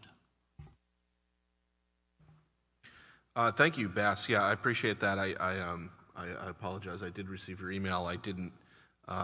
I took it as more of a talking point because, as you said, you didn't state it in the way of goals, so that's why I didn't mention it in the overview. I will say, in the student outcomes here, number 3, the first bullet, I talk about reviewing grade 3 through 8 math and ELA assessments and Regents exam results.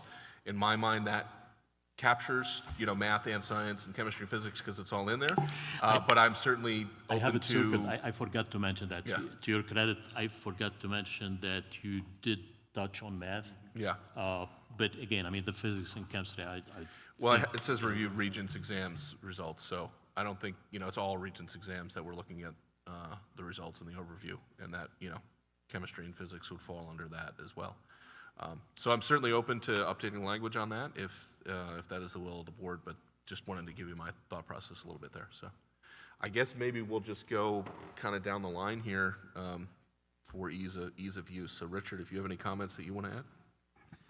Yeah, no, all I'll say is I think these are all great proposals, great ideas. I totally agree with the... Sorry, can I interrupt with one more point? I just forgot to add, of course, we also need to be mindful that we are going to have 2 new board members joining us at our next meeting, so obviously we're going to let them participate and be a part of this process. I just want to make sure that was on the record, that, you know, nothing is being finalized tonight. This is an introduction, kickoff proposal. Sorry, go ahead. No, thank you. So yeah, I agree with the strategic plan point. I think that is key with all these ideas brought to us or brought up by the board. And I think it's a great idea that we're starting this discussion now, getting ahead of the curve. And I think we should really set a goal for ourselves to get this finalized by the August meeting. I think we should have this set in stone and approved. It'll give, like you said, the 2 new board members an opportunity to share their thoughts and ideas. But yeah, and thank you to Jim for heading this effort. Thank you. Thanks, Richard. That's a great comment on the timeline. I think certainly we're trending towards, by kicking off tonight, we can have a little more discussion, more in-depth discussion at the July meeting and be ready for a ratification vote in August. Carl, any thoughts? I do like what I'm seeing here and what was you know, said. I also agree over here. I want us to start looking into the math. That's something else I'd like to just read on some more with this, and that's it. But everything else looks good. Thank you, Carl. Lewis, any thoughts? Sure. I appreciate it. Thank you. That's good. So, yeah, everything looks copacetic here. I like where it's going. I like the structure. I'll add one note, and I'll allow the future board to smith it as they see fit. Something to think about. I always found a passion towards special education with the students that we send out of district. And I always listened very intently and tried to do anything in my power amongst the 9 of us to try and get all of our students back home, as I called it, back home to our own district. So the last bullet there in special education explores the feasibility of expanding our programs and resources to better serve the students with diverse needs. Maybe somewhere, again, you guys can smith it as you see fit, somewhere fold into there and to increase our programming, in sorts to again, allow any of these kids that do go out of district, to the best of our abilities, try and, bring them home, as I say. And then the only note I'll add is, with the adult ed, is just explore the BOCES programs, because we are paying into the BOCES world. Make sure we're not doubling up on, offering a program and spending on a program that we already are spending on, just to customize it to have it, 5 minutes away. That's the only 2 ads I'll leave you off with. Thank you for your work on this. Good thoughts. Thank you, Louis. John? Yeah, I'll add to what I said earlier. I do believe that the issue from Bass about alignment is key. And the way I kind of look at where we are right now is kind of not our desired state. It's our existing state. And these are kind of stop-loss kind of measures that we're currently trying to satisfy until we can get to that desired future state. And that desired future state is where, as I understand it, the strategic plan would become the focus that would identify the objectives and the strategic priorities of the district. And from that, the various goals would fall out along those pillars of strategy that would be required or identified as being key for us, our pillars that keep this district, pursuing or striving for excellence every day. And from that, then, once you have those goals established, Terry and his team get to work to saying how they would support that with certain initiatives or action steps, call it whatever you'd want, that would be supportive of those overarching goals. And we're not there yet. My hope is with the future board, we'll get closer. It's a work in progress, and that's what hopefully keeps everybody involved and coming back and excited about the future, right? Continuous improvement. So I look forward to that eventual achievement of that desired future state, because I think it'll make not only the board's activities easier, but definitely Terry and his team's focus and the discussion that will ensue will have more meaning for all. So very enhanced. So I look forward to that, Jim. Thanks. Thank you, John. Christine? So, Bass, probably 2 days after you sent us that article about the math, I read an article, the COO of BlackRock Financial is purposely seeking out English and art majors to balance out their staff, their professional staff, because with the influx of AI, they are needing more out-of-the-box thinkers and such. So it just strikes me that I think we need the math, but we also need to make sure that we're really focused on the English and language arts, because, the way of 10 years in the future, we have no idea what it'll look like with AI. And I think that's another thing we need to be aware of. I don't know that it needs to be a board goal, but I think we cannot ignore that that is a reality and somehow support our district in figuring out how to blend that into our curriculum, right? So I'll try to find that article and send it to you, because I was very excited, because I'm not a math person. So I was like, yes, but I respect the math people. I'm not, I will just make a couple comments on the special education goal. And I think anyone who's ever heard me speak knows that this is an extreme passion of mine. And there is a continuum of special education, and I don't know that we are all equally informed on that. And certainly I know a lot more about the co-taught, integrated classroom special education experience than I do the others. So that's what I'm speaking on more than anything. So we all have more room to learn. But what I would say is, and I've thought about this, how can we put a goal around this? If we look on paper and we look at our processes, I am certain that they will check all the boxes required for legal review, right? When we look at things like to ensure we're in compliance, I'm sure we probably are in compliance. Where I think we have opportunity, and I struggle with how do we get involved in this, but I think the opportunity, because part of our challenge with special education is we don't know what we don't know, and it's confidential information. So how can we make an assessment if people are getting the services they need when we don't know what was brought in and asked for and what was delivered, and where is that gap? All I know is ancillary information that people come and share with me on the side. And a lot of that is related to reading, because that is a passion of mine, but I'm sure there are other areas. What I'm thinking is, how do we get data about what is requested and not necessarily fulfilled? Or where do we see trends in what parents are coming with as concerns, or where teachers are? And how are we addressing that early in the education experience? I have high school parents coming to me saying, my kid still isn't reading fluently, and they're being denied a reading intervention because they're getting by, right? I'm not in a position to judge whether that's appropriate or not, but I think it's hard to have a special education goal. I think it falls under the overarching student outcomes, and I do think we need to make a focus.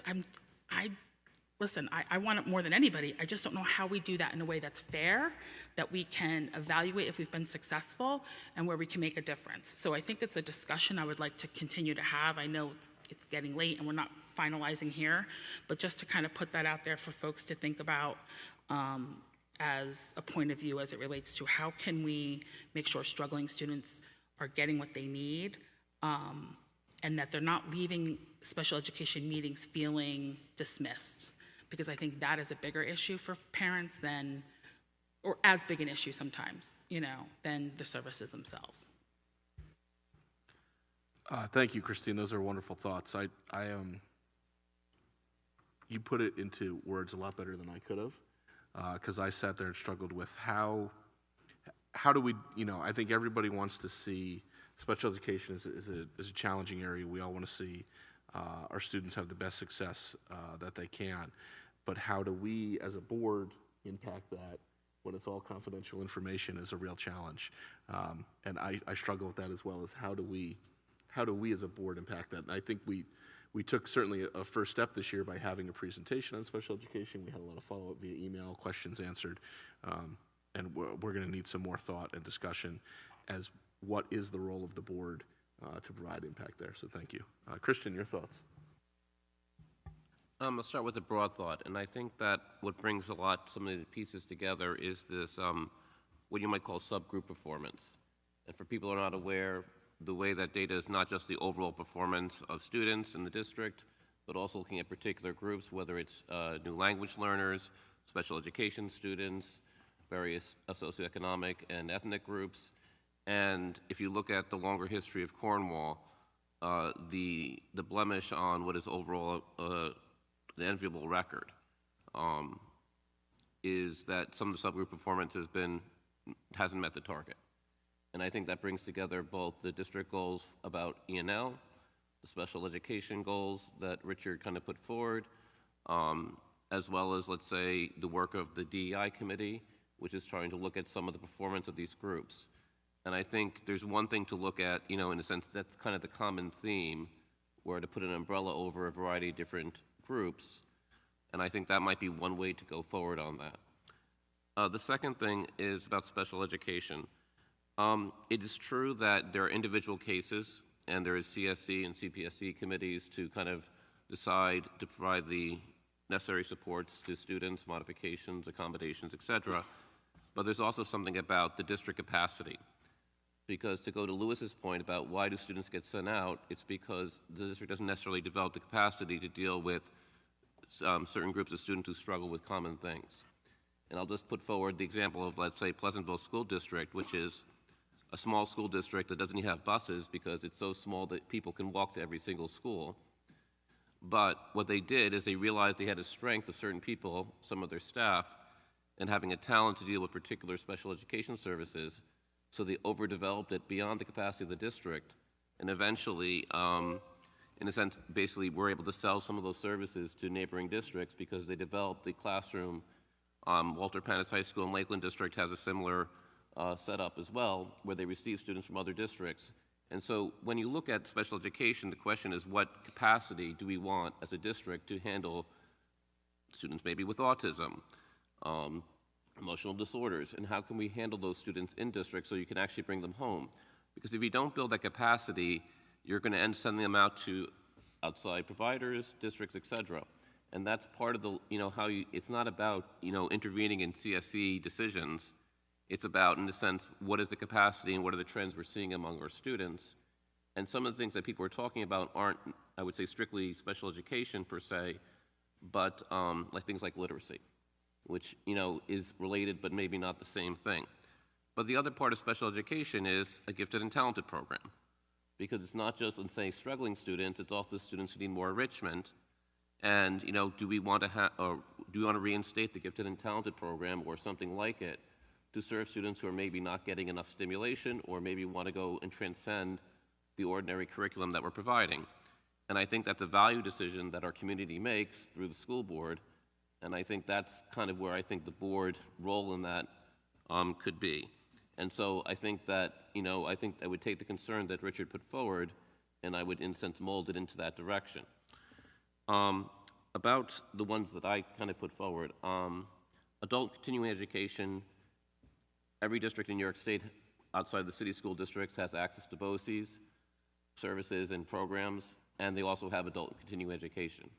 We're not trying to replicate it. I think the point about it is there are many things that BOCES doesn't provide, and I think I understand that well as a former BOCES employee and the child of a 30-year BOCES employee, guidance counselor who knows pretty much what goes on in a lot of the BOCES in the region.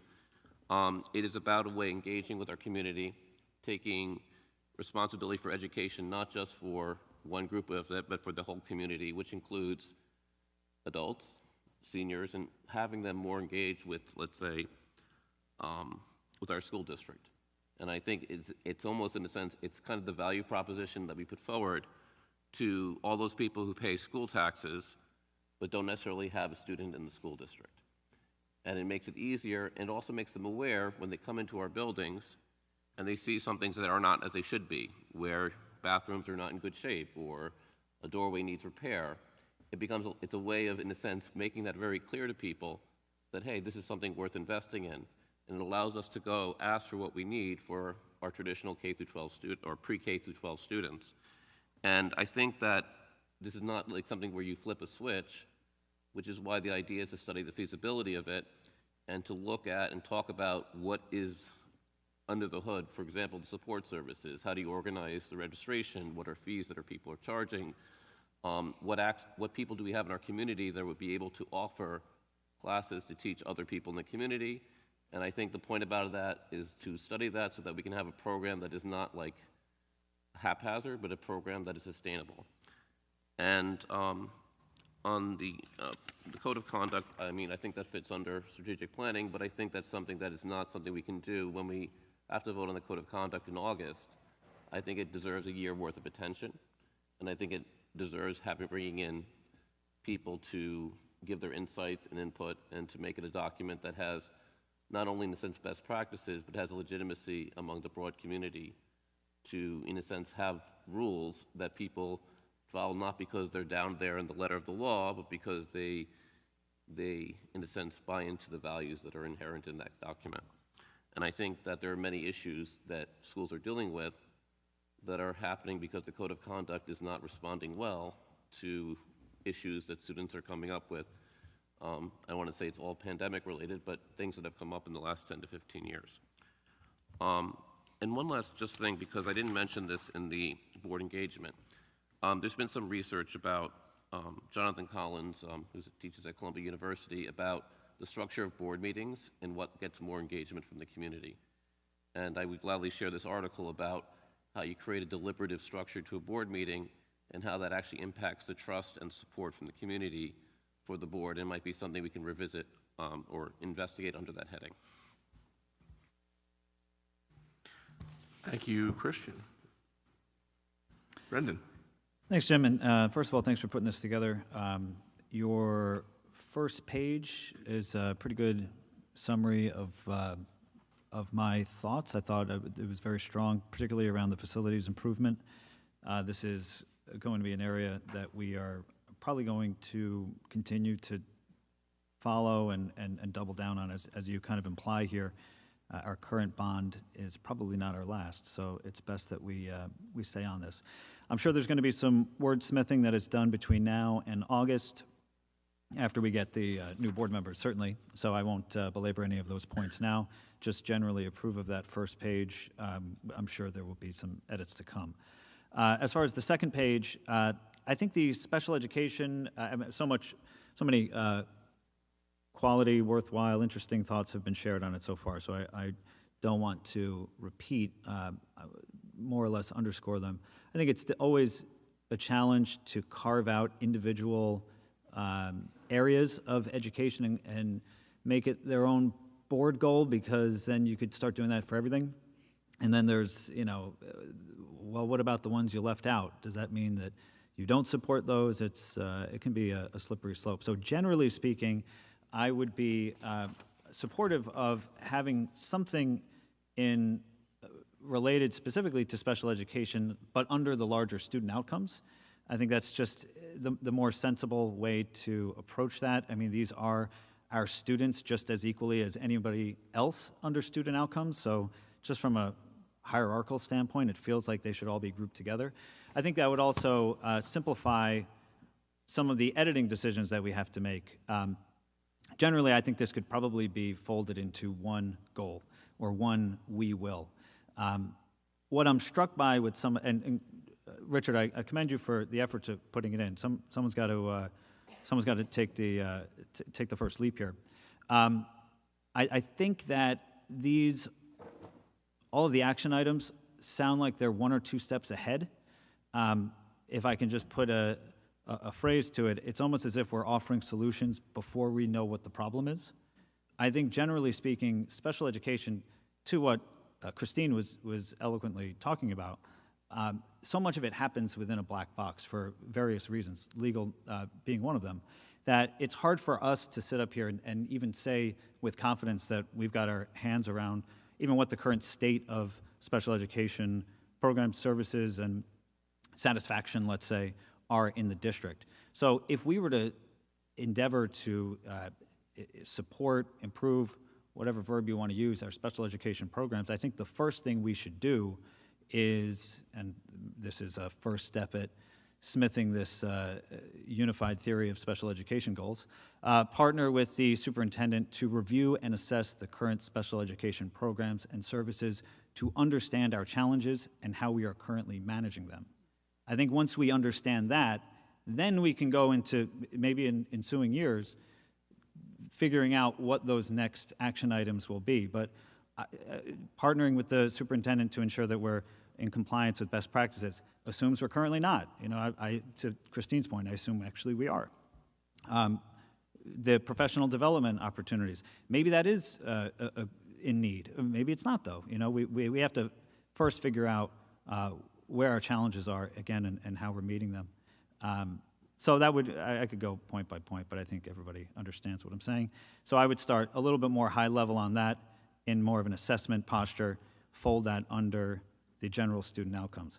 As far as the ones that Christian forwarded, I think generally same theme. We adult education program. Hey, I'm all ears. I don't really know much about specifics of feasibility. That strikes me probably something that we can dedicate a meeting, a presentation to. I don't know if it's a goal that we have to put as, on the yearly to-do list. I don't know if that will be a continuing task that we will revisit. So again, just trying to manage what makes the list and what is still something that we will do next year, but maybe not an annual goal. The BOE committee to review and revise the code of conduct. I think that that might be where we go. I think the best way to approach that would be when we discuss the code of conduct in August, maybe as an add-on request, we just have a larger discussion with our administrative team just about, remind us how is all of this coming together, and perhaps there are ways that that would help us craft some sort of solution for the following year. Maybe that is a committee, but I don't think that we need to. We could always create a committee throughout the year for the following year without it being a board goal, if that's what we determine as a group we want to go. But again, I don't want to force board members to vote on a solution before we have really done our due diligence to understand what the problem is. As far as the increased visibility and engagement of the board, generally, I think that's great. I think, though, that'll probably be, we can put that under communication. We'll have to be careful, though, I think, about how we wordsmith that. I'm always cautious about setting the wrong expectation with the public. For instance, if we have a table at Fall Fest, just want to be careful what message we're sending. What are we asking people to come to us with their feedback that should actually be better off going towards administrators, building principals, et cetera? Are we implicitly saying that we're going to solve any issues that they come to us with? Those that have been on the board with me for a few years will probably think I'm a broken record on this. I think we should always be careful about viewing ourselves as politicians. We are trustees of the school district. We are elected by the people, but when we take an oath, we are taking our oath to be trustees from a very strict legal standpoint of the school district. And I think we can kind of conflate the two, where we think of our responsibility in terms of maybe like a local representative, which makes sense for them to have a table at Fall Fest, or even town board or mayor and supervisor. Their jobs are to take people's concerns and do something about them. Our job is to act in the best interest of the school district and be stewards of the finances and all that. Oftentimes, those Venn diagrams overlap very much, but sometimes they do not. And I don't want to give people false hope that if you come to us with a concern, we're going to turn around and solve your problem, like perhaps a state representative would give you that promise. That's not really the game that we're in. So I would be very careful about how we word that. But those are my thoughts for now. I certainly welcome the input of our 2 new members when they arrive next month, and I share the goal of having this finalized by August.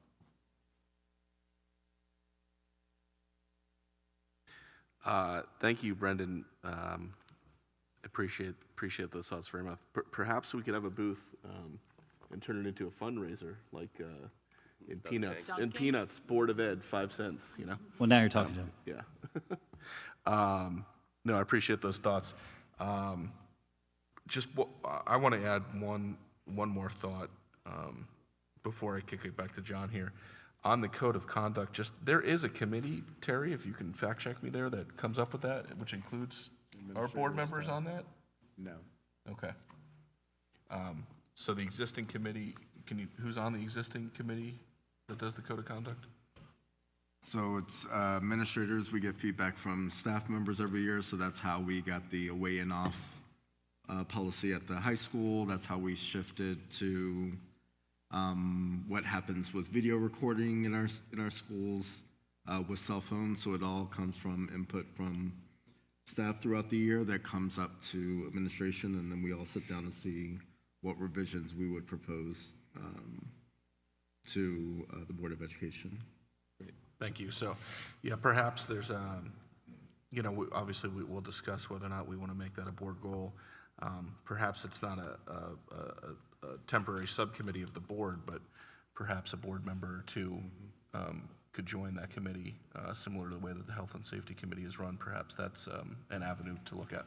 Yeah, and I'll sound like a broken record like Brendan. Don't wait till a committee is formed. Don't wait till August. If you have thoughts, send them our way. You're not a shy group. So, if there's things that we can be thinking about, that we can think through, I don't want to wait until, there's a committee and things of that nature. We certainly hear from our teachers. We certainly hear from our parents. I have very tough meetings with parents all the time about consequences and what's in place to protect students all the time. So if there are thoughts, send them our way. Please do not wait until August to bring that up as a topic, because that is not the efficient, effective way to do things in the meantime. Thank you. And Christine has one more thought to add. I'm sorry, I just got caught up in my other. I don't know if this is a commitment or if it falls on a goal, but I just am recognizing that we have a negotiation next year. And so, a goal or a commitment to a positive, collaborative, productive negotiation. And being a new board member, I'm not 100% sure where we fall into that, but.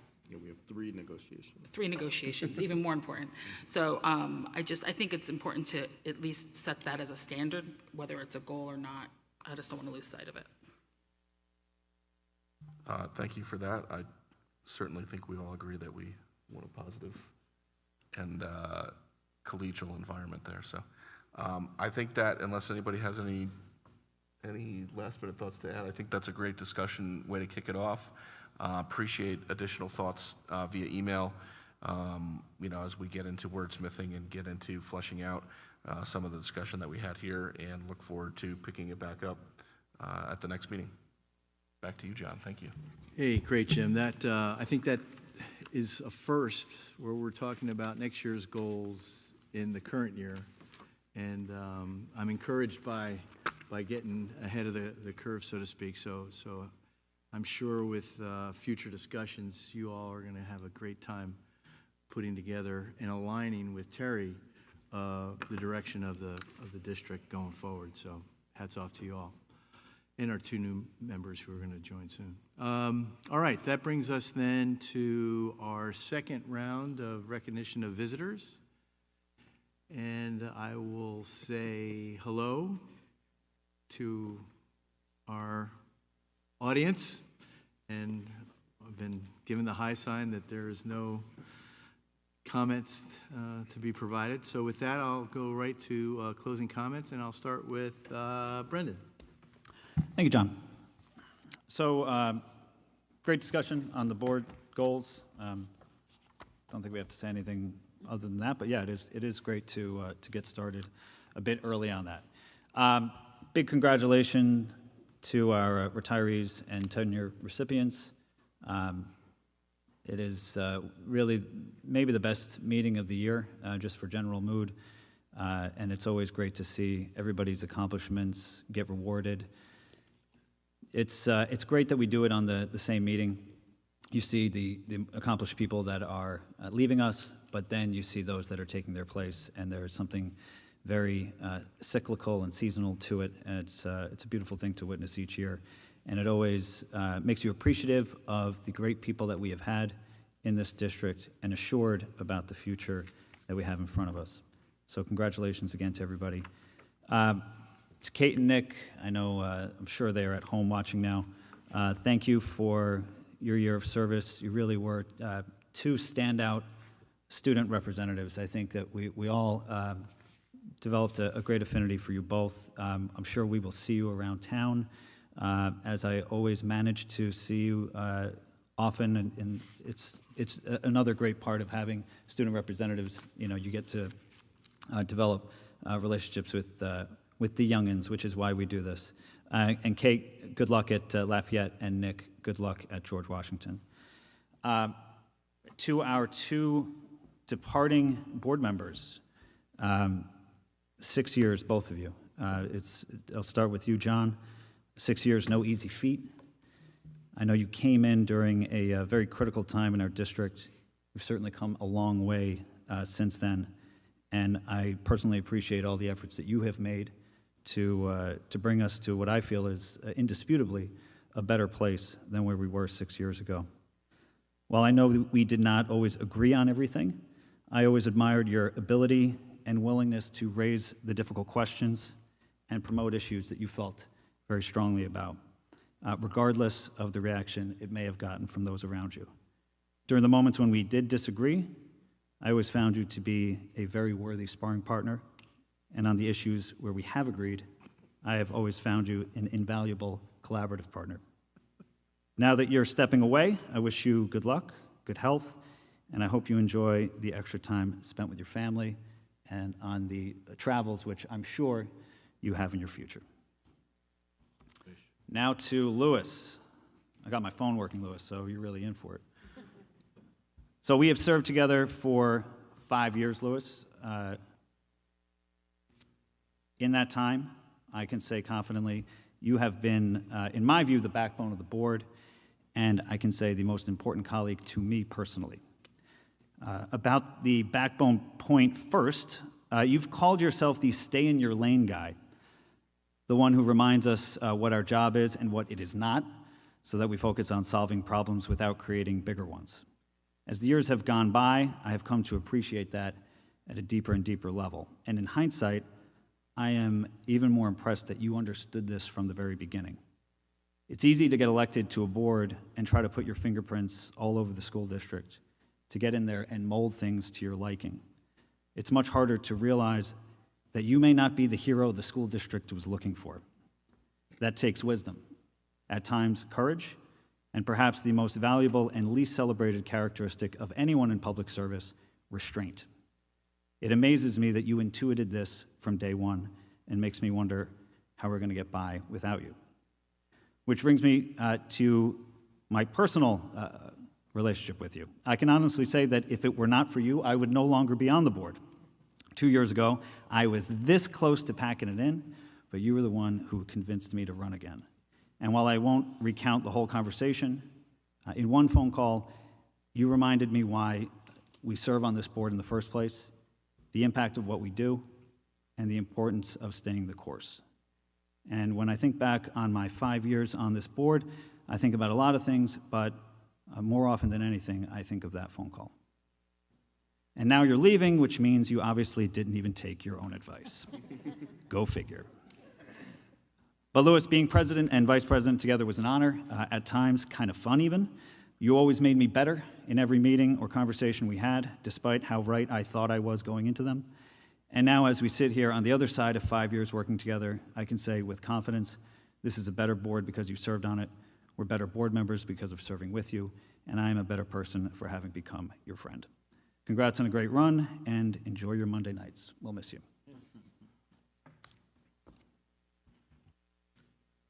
Thanks, Brendan. Christine? Oh, Christian, I'm sorry. I'll pass and come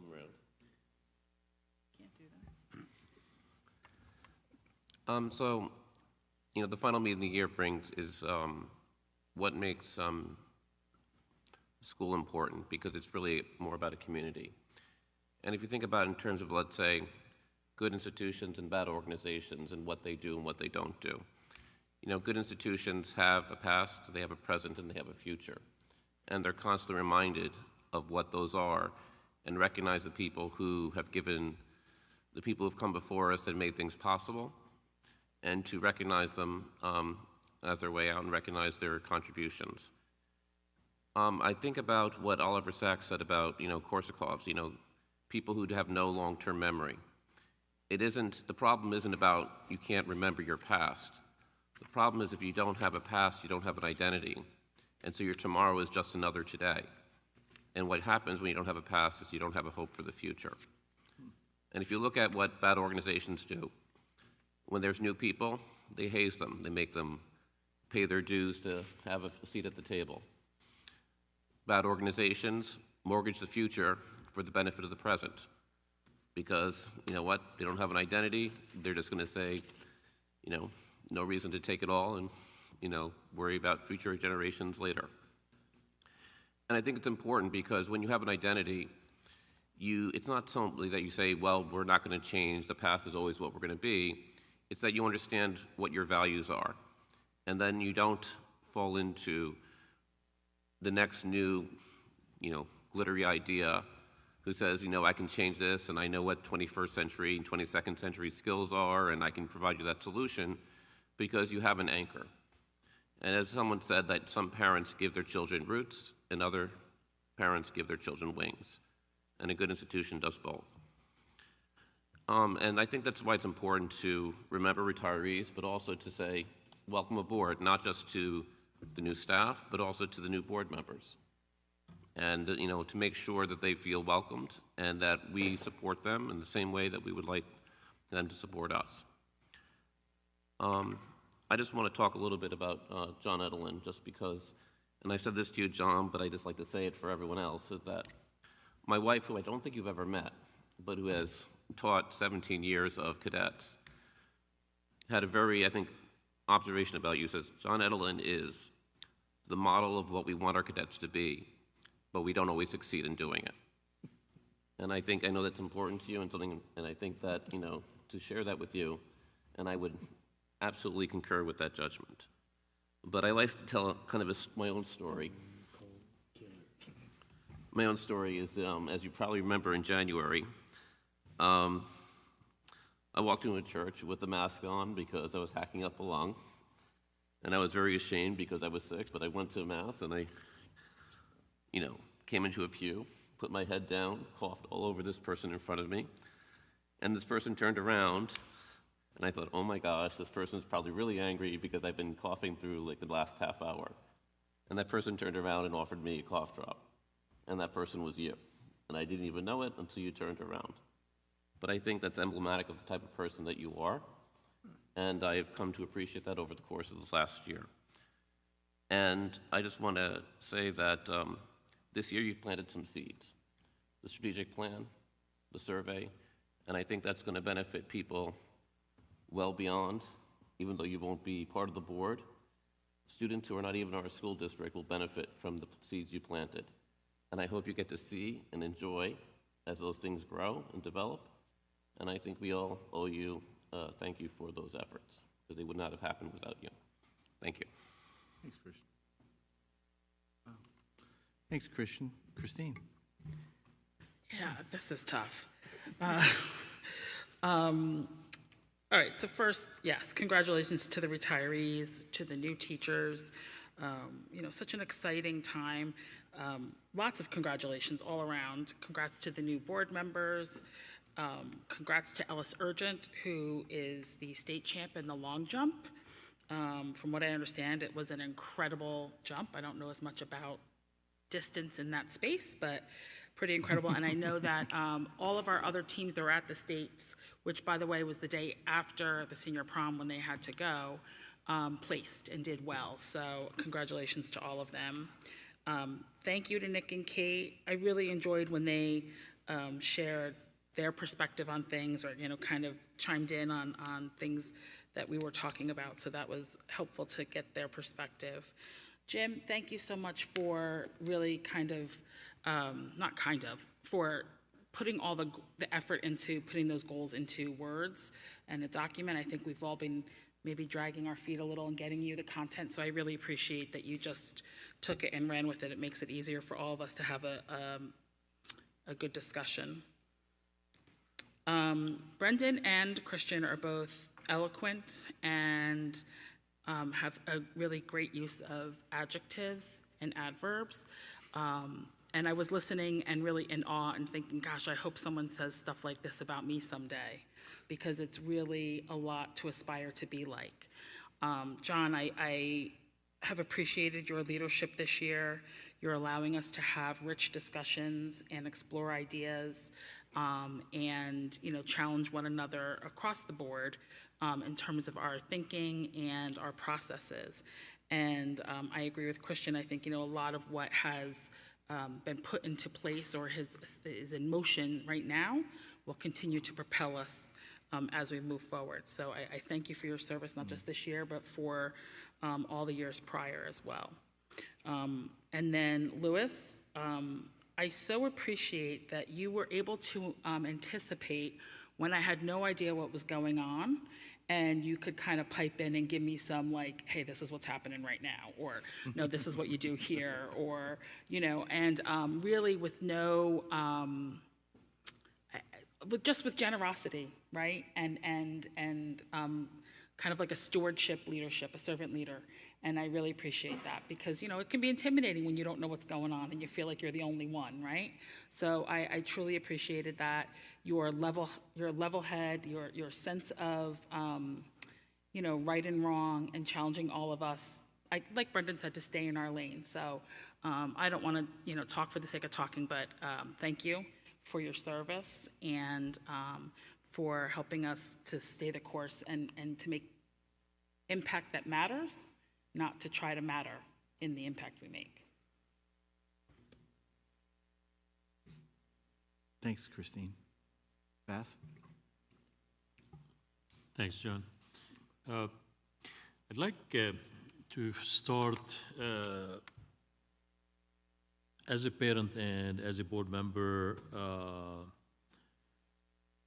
to say that I was very pleased, very happy with this very successful school year that's wrapping up as we speak.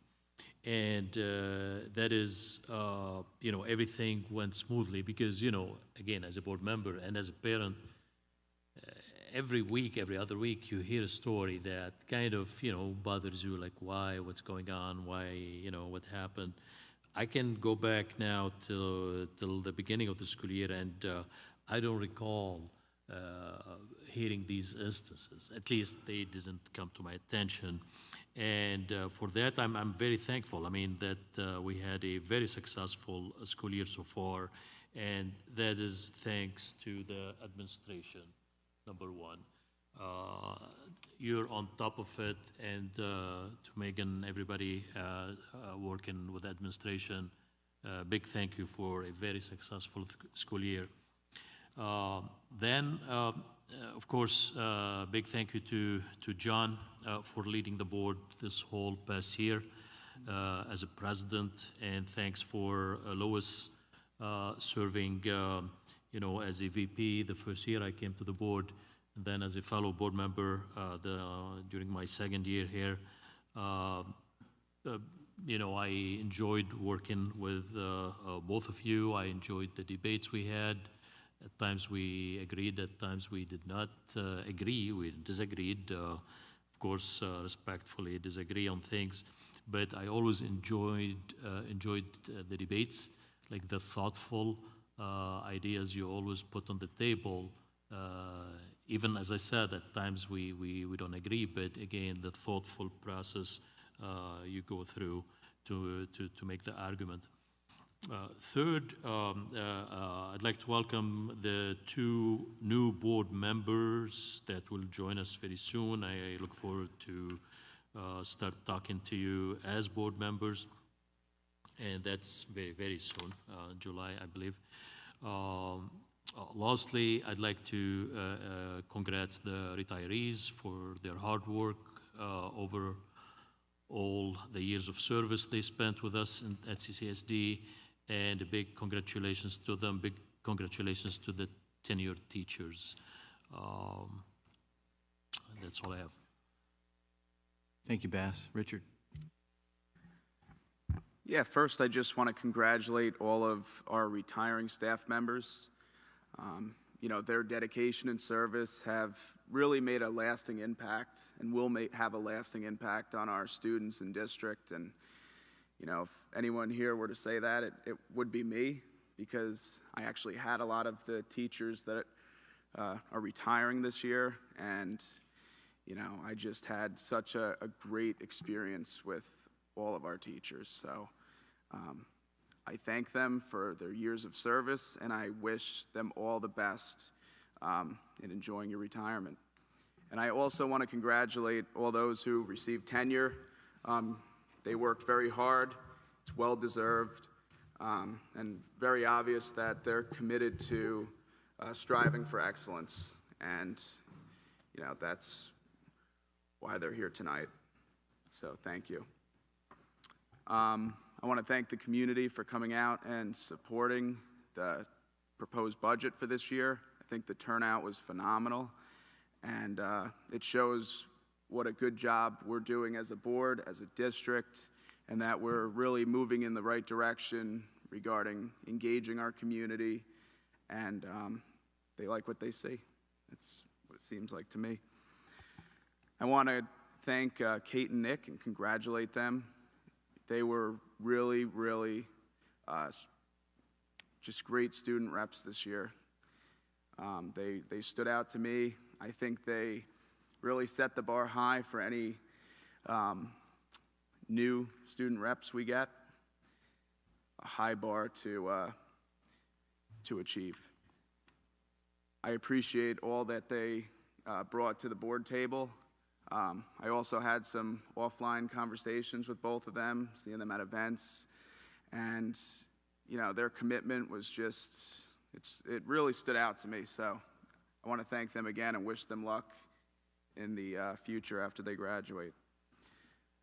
I want to thank both John and Lewis for your 6 years of service. I think that is commendable, being here for 2 terms, and you know, both of you have served in both, you know, board member roles as well as leadership roles, and I think both of your leadership, your strong leadership will be long-lasting here, and you both have made such a major impact on this board and this district. So I want to thank both of you very much for your service, and enjoy your Mondays. And I just want to wish everyone luck in the final few weeks of the school year. Again, finish strong. Best of luck on your regents, and congratulations to all those students moving up and graduating. Thank you, and have a good night. Hey, thank you, Richard. Carl? John and Lewis, what I got to say today is really all about you two. I'm a little slow on how this is all going to happen, but I need you to know what you've done for me. As we all know, I was in the hospital for a month and a half. All right. And by the way, before we get going, I want to congratulate everybody that was here today. But let's start off with John. John, before I got elected into here, I was watching and I go, I don't think I could ever keep up with this guy. You know, he just knows what he's doing. He's such an intelligent guy. And John went out of his way for the 6 months that I was able to come here, and he would call me up, not to tell me how to vote, not to do any of those things, but to teach me what's going on, get used to what's going on. And I appreciate it. After being in the hospital for a month and a half, John, you all need to know, John would call, John would come, not just to my family's house, but to the hospital. This is a gentleman that I only met here. The only time we really saw each other was here. And it's just, I want you to know that I appreciate everything that you've done for me. And I tell you the truth, it's breaking my heart tonight that the both of you are leaving. So I want to thank you, all right? I want to thank you for all of that. Lewis and I are going to have a good time, because prior to me being elected, I sat out in the audience and I just, you know, we weren't there together. You know, like, I just didn't agree. There was no hate. There was nothing like that. And but it was just, we didn't agree. And I'm so glad. I'm just telling the truth. I don't really care anymore. I'm just telling the truth. And so you know, Lewis and I didn't really talk. I got elected, and the first thing Lewis did was he came up to me, and he took it. He took it in committee meetings. He took it. He was teaching me at committee meetings and stuff like that. He would talk to me. We slowly started to work it out. But more importantly, and he did do that. He was teaching me. He wasn't telling me to go against this one. None of that happened. He was just doing the same thing John was doing. And again, I was in the hospital for a month and a half. Prior to going to the hospital, Lewis and I won't get into, but Lewis and I had issues. I was in the hospital for a month and a half. Richard's coming to my house. I almost couldn't believe it. Like, this is like, we got along and everything, but he would call. And neither one of them wanted to talk about the school. They wanted to make sure that I was okay. Are you okay? If you can't make it here, that's fine. But that's what both of them did. So, man, I tell you, this hurts me that you guys are leaving, but I want to thank you for everything you did. You put my life back in order again by coming to my house and still calling. They still call. In fact, I didn't even know where his office was. Now I know where it's at, all right? So I'll probably be down there, with him. All these years that went by, and I would ride by this place and never knew where, and I look, I go, gee, there's your shop, But I just need you to know, after being in a hospital for a month and a half and having visitors and having phone calls, and it wasn't just all about school all the time, it was making sure that you were okay. Can you come? Can you make it? If you can't, and still fill me in to both of them, okay? So I just want to thank you both. I wish I could see you again here, but I just wanted to let you know that how much I really appreciate it, okay? Thank you. Wow, Carl, thank you for that. Louis, I'm going to change things up a little bit. Jim, I'm going to ask you to go. Sure. If you'd be so kind, sir. Absolutely. So first off, I'd just like to thank the community for supporting our budget. 73.5%, rounding up to 74, high watermark for recent years for sure. Obviously, everything that we do up here, the decisions that we make are predicated on community support. So I thank the community for supporting our budget that way. Personally, I thank the community for re-electing me to a second term. I'm proud that I've earned your trust, gained your trust, and I look forward to continuing to earn that trust every day for the next 3 years in my second term. Congratulations to Tiffany Galliano and Eleonora Panzanero on their elections, and I look forward to them being sworn in our next meeting in July and working with them for the next 3 years. Congratulations to all of our retirees and tenure recipients. Richard said that he's had a lot of them. I'm at the other end of the spectrum where there's few and far in between of the retirees that were here when I was here many moons ago. There was one tonight, a couple tonight that were here, one that I had as a teacher. So congratulations to all those. There's actually someone that has teacher got tenure tonight, but it was tenure number 3, so a little bit of a loophole. But congratulations to all those. Congratulations. I'm sure the students in middle school and high school are still sweating it out a little bit. They got a little more than a week to go, I think, with Regents and other finals. But congratulations to all the moving ups and our graduates, and another great school year. And we look forward to those moving up, to your success in the new buildings, and to our graduates. We look forward to you guys going out into the world and continuing to make Cornwall proud. You've got a whole community behind you. And then Lewis and John, 6 years for both of you, really great run. I was elected with both of you on your last term, so it's been my entire time on the board that I've been sitting next to you two, so it's certainly going to be odd to not have you here at the next meeting. A lot of great thoughts have been shared. So I just sort of had it in a quote.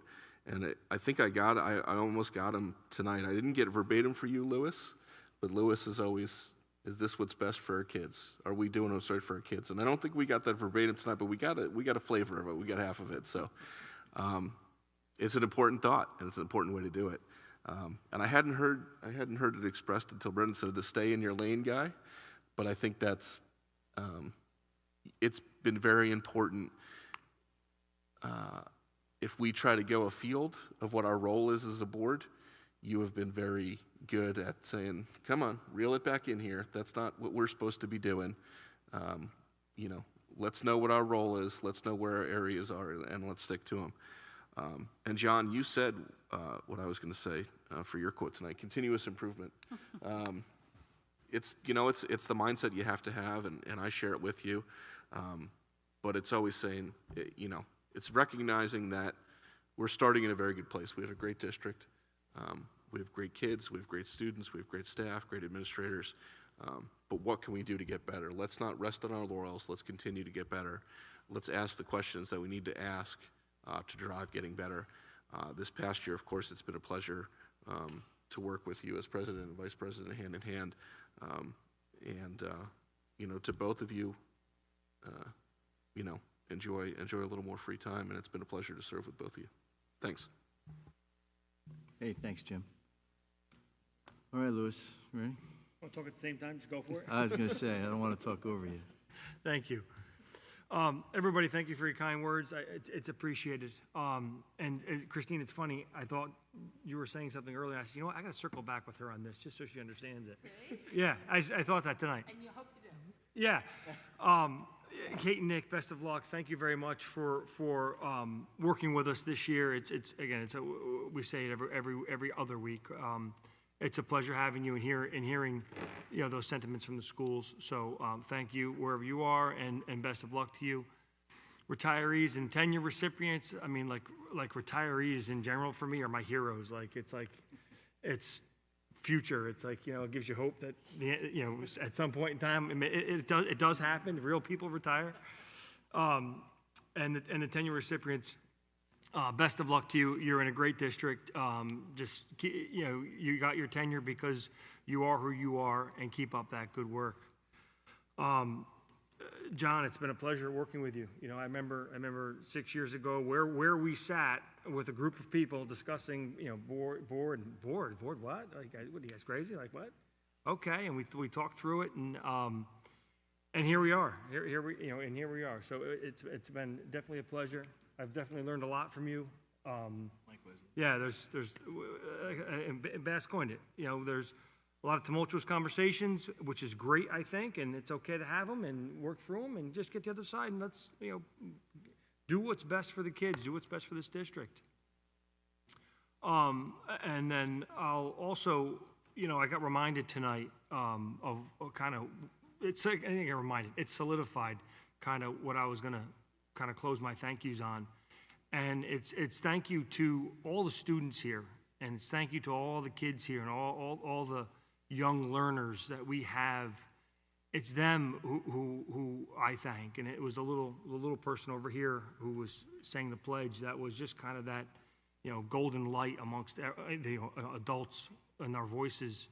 It was that you know, that little shining light there that kind of, you know, solidifies for me what it is here that I'm doing. So again, I want to thank all the students for their presence, their efforts, their work, their hard work, their accolades. I mean, we wouldn't need more AP teachers if it wasn't for, you know, kids in AP, or it wouldn't, you know, we wouldn't need better coaches or all these expansive things that we're doing in our district. It's because of these students and all of their hard work. So I truly thank them, and you know, I'm here for that. And lastly, everybody have a happy and safe summer. Best of luck with the students on their finals and regents and that whole closure and all that. Best of luck to you guys. And again, just have a happy and safe summer. Great, Louis. Thank you. So, reflections, right?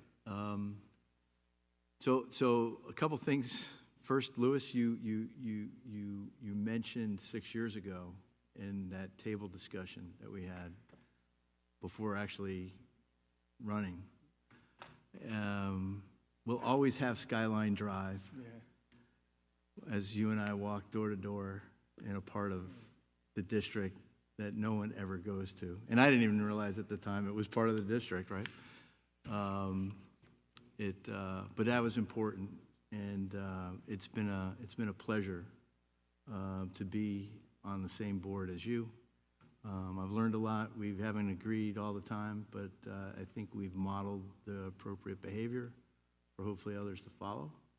And as I would say to anyone who's ever in a job and they move on to another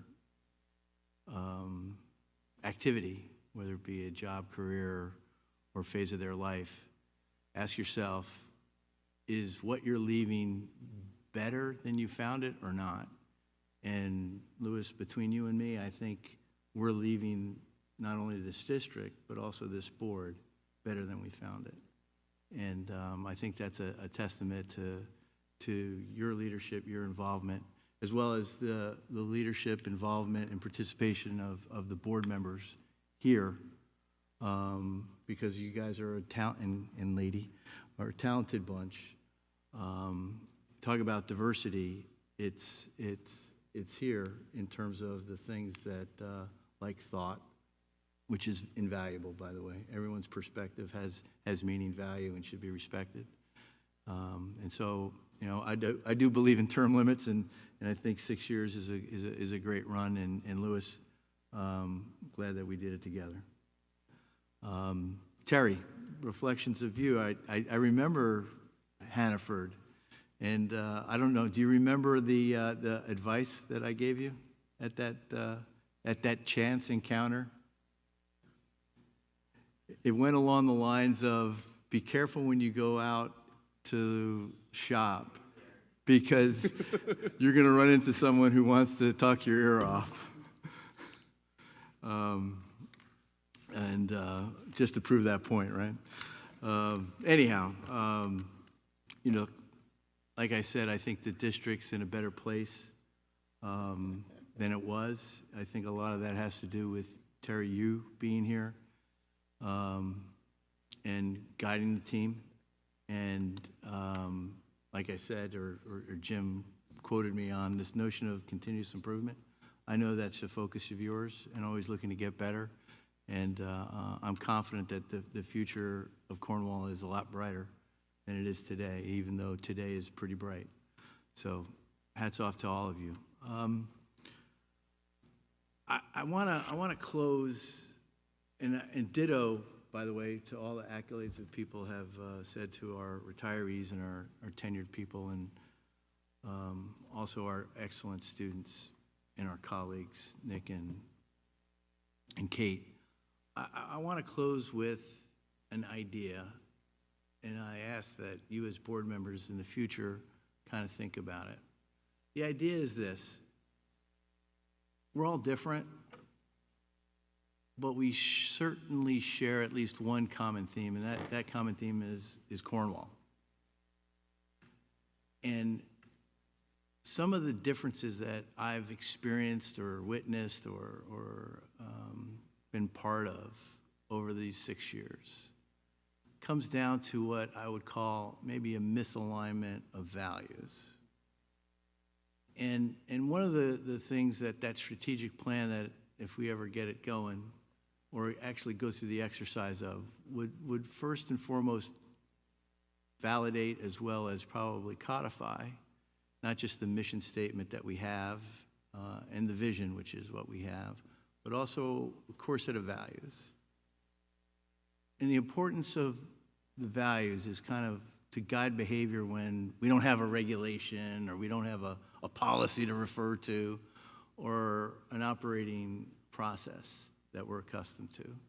And so it's kind of like our North Star. And so what I'd like to do is just share with you my core values that I think might be helpful for the district as well as the board going forward, because these core values are what I tried to model over the course of this last year, which, you know, I'm not going to get into what people were predicting versus what actually came true, but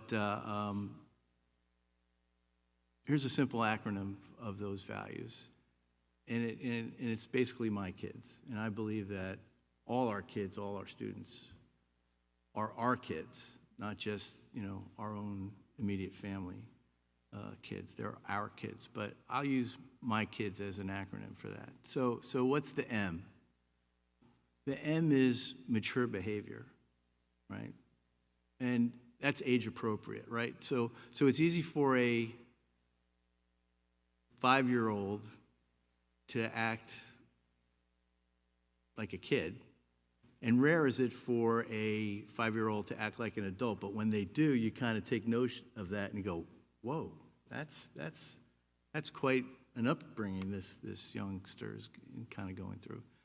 And just like that's possible, it's also easy for me as an adult to act like a 5-year-old.